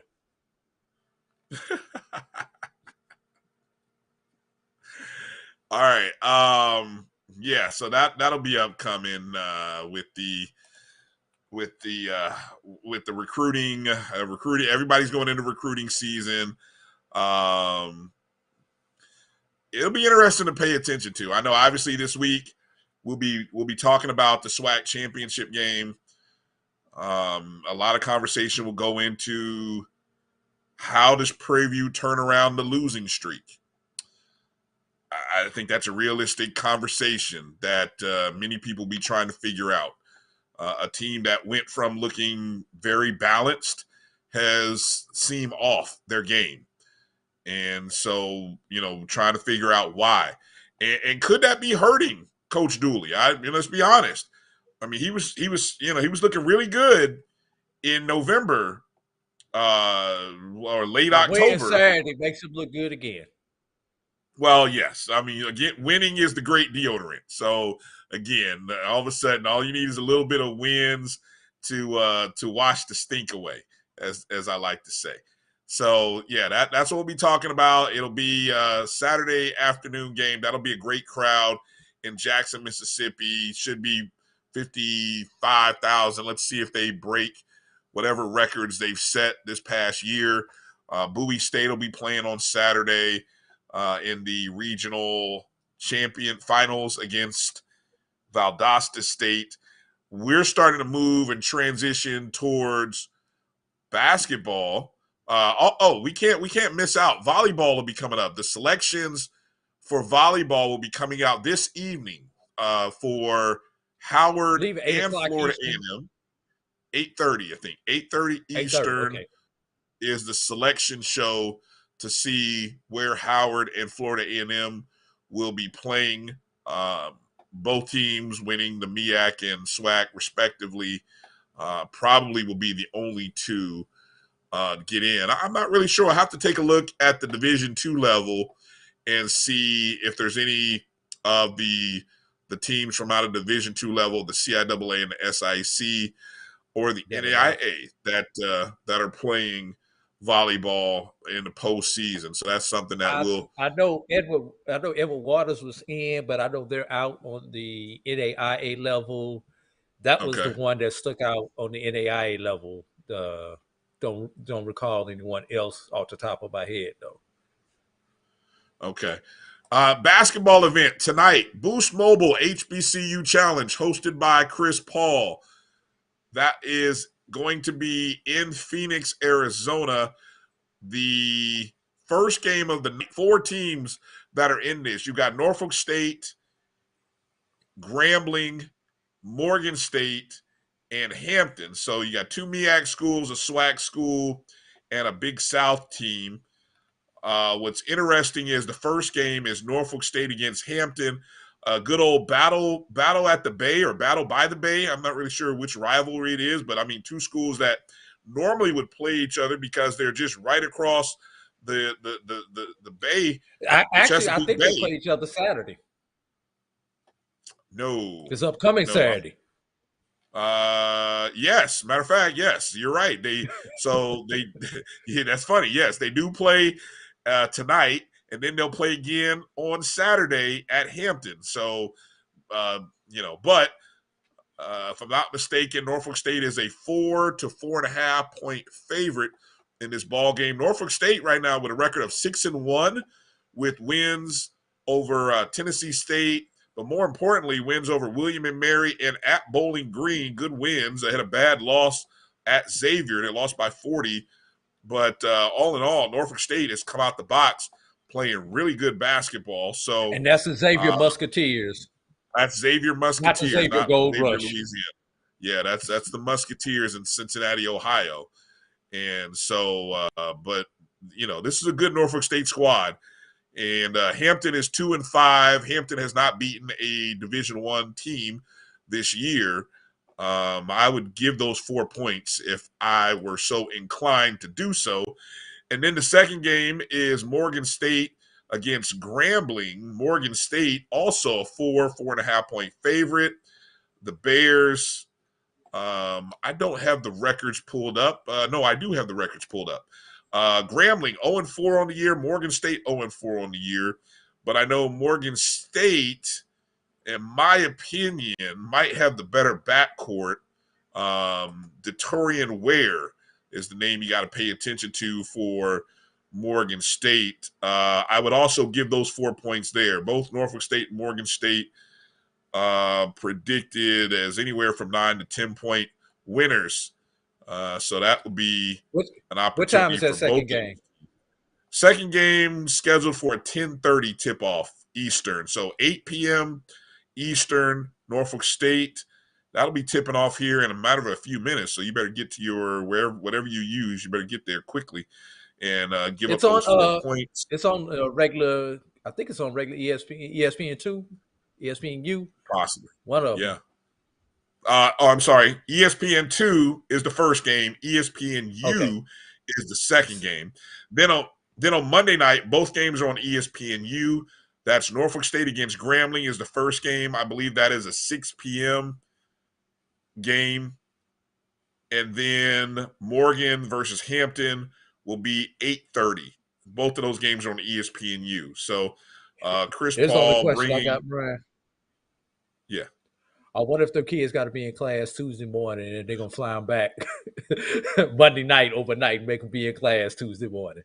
No, what they should do is the top two teams in the NBA, Warriors and Suns, play on Tuesday night right there in Phoenix. They should give those teams tickets to that game and let those kids see that game. That's what they should do, but I don't, who knows? They may have to, like you said, school and all. They may have to because it is finals time.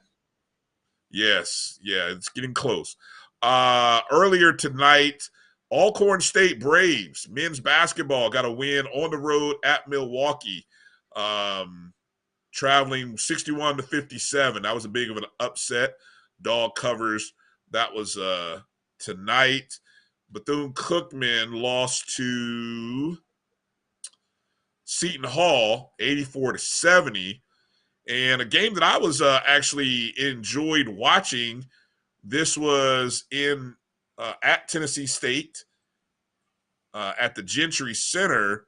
Southern with an 82-80 victory over Tennessee State. Southern gets that win. Southern improves to 2-4. Tennessee State 0-5. So, yeah, I think that's all of I don't see any other HBCUs that played today. Obviously, on the women's side, I want to give a shout out to Coach Trelane Powell and Tuskegee, ranked 22nd in the nation, I saw. So, they've been doing the thing. Boy, I tell you what, our Coach of the Year and our Player of the Year from last year, doing it up. So we'll make sure to talk about basketball stuff next week. We'll be talking about the SWAC championship game and all that stuff, and let the talk begin. Lots of it will be happening. So we'll continue the conversation. Plenty more to talk about. Who's coming up next, Drew, after us? Actually, you got a plethora of shows. You know, you can stay tuned for Inside HBCU Football with Brandon BJ Jones on. Is he doing a show tonight? Facebook. Yes, he's doing the show tonight. It's on Black College Sports Network on Facebook. Or if you stay on the BCSN Sports Rap page, you have a special combined show of 1876 Sports and Culture Podcast with the pregame show and sprinkle in a little bit of Dr. Cavill's Inside the HBCU Sports Lab, because somebody had to referee that show when those two got together with this SWAC championship game coming up this weekend.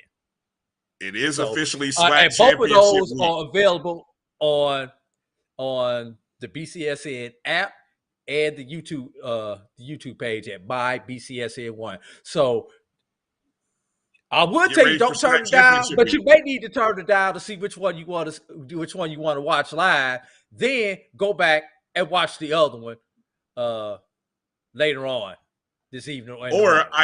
Or we'll just say it like this, Drew, as we like to say, you can catch all of these shows on our YouTube page, MyJBN1, or make sure you're signed up with the BCSN Pod Zone, our podcast channel where all of our shows are featured right there for you in one beautiful place so that you can listen to all of our shows. All right, we got to go so that we can get ready for those next shows. I will turn this camera around just so you can see all these people getting ready for the next show. Let me see. I thought they were in your living room. Okay. They're not in the living room. Okay. Oh, that's going to be a good one. Okay. All right. Lots of folks there. So, Prairie View versus Jackson State. It's going down in the SWAC. That's what's coming up next. And then I know BJ is going to be venting about Southern's loss in the Bayou. So that's what you got in store. We hope you check out all of our programs. And again, go make sure you're a part of the BCSN Pod Zone. You can subscribe and it's available any and everywhere you download and listen to shows. So that's going to do it for this edition of the Sports Wrap. Thanks to everybody on Facebook and YouTube for your conversations, your questions, and we'll do this again. For AD Drew, I'm Brian Fulford. Be safe and peace out. But earmuff, you stay on hard.